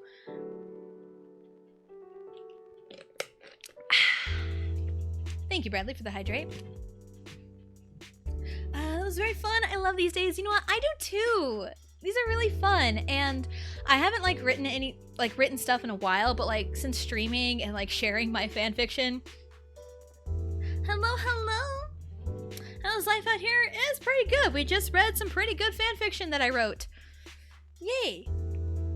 And like I had the idea for a while because I get ideas for things constantly. So I'm glad I can share these with everyone. So this is so exciting. So, the next follower goal is 300.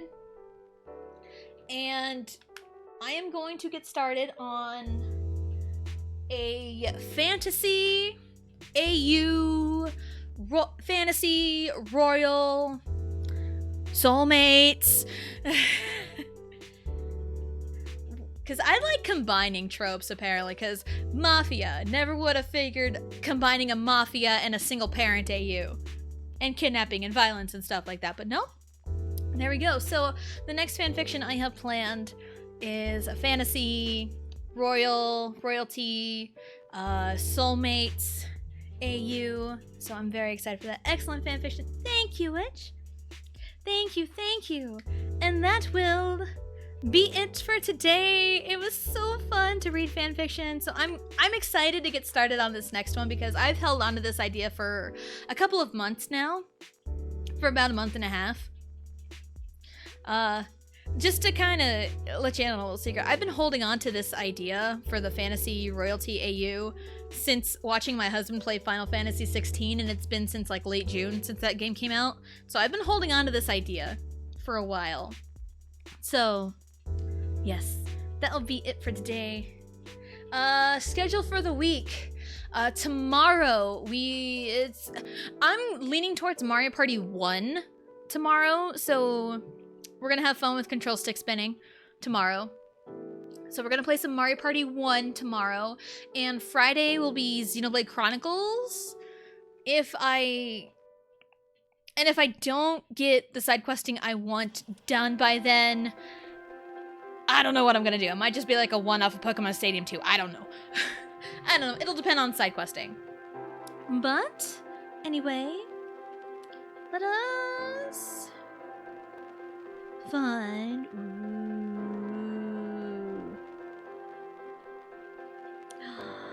Ooh.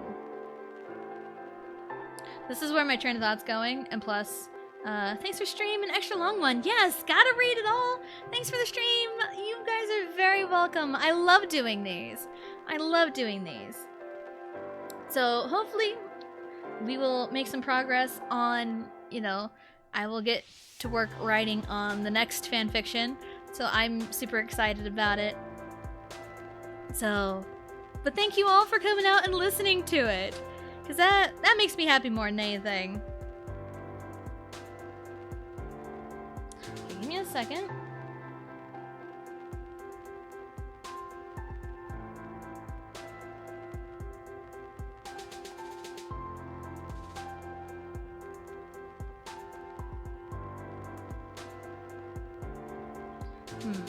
Finding someone to raid is always the hard part.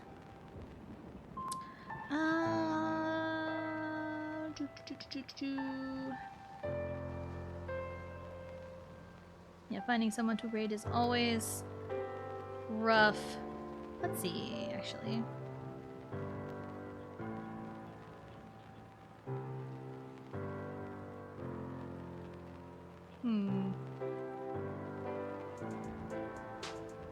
Let's see. Now it's trying to ensue quality rating, yeah.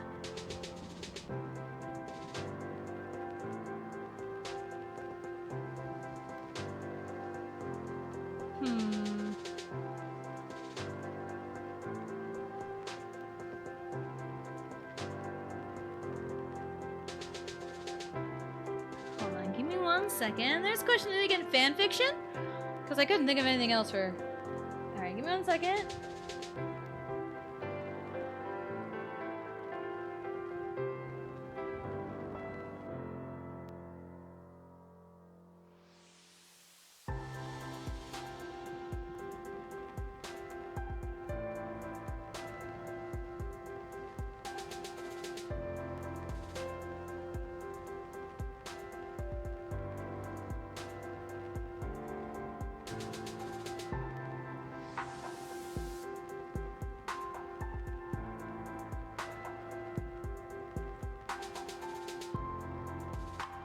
I'm so sorry for taking forever.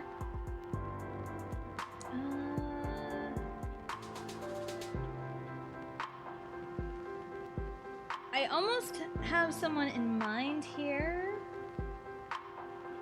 but definitely double checking things because vibes to music, yes. It's pretty good music. Give me 1 more second.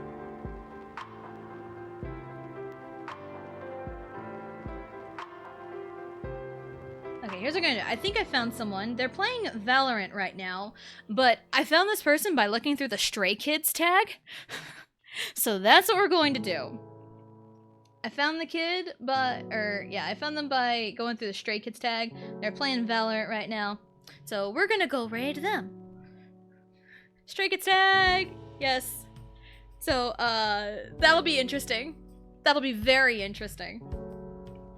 So, that's what we'll do. And, They are the Nightlock. So, yeah, I just looking through the Stray Kids tag, I'm like, at least it's in English. That's all I really care about at the moment. So, we're gonna go raid the Nightlock. And, yeah, reminder schedule of the week. Tomorrow's Mario Party 1. Rose Rotating Laundry, thank you for the stream. You're very welcome. So tomorrow will be Mario Party 1. Friday, if I don't finish side questing in Xenoblade, it might just be like a one-off of something. So, but yeah. Thank you all so much for coming out and hanging out and listening to this fanfiction. So, of the bride operation. So, thank you very much, and we'll see you next time.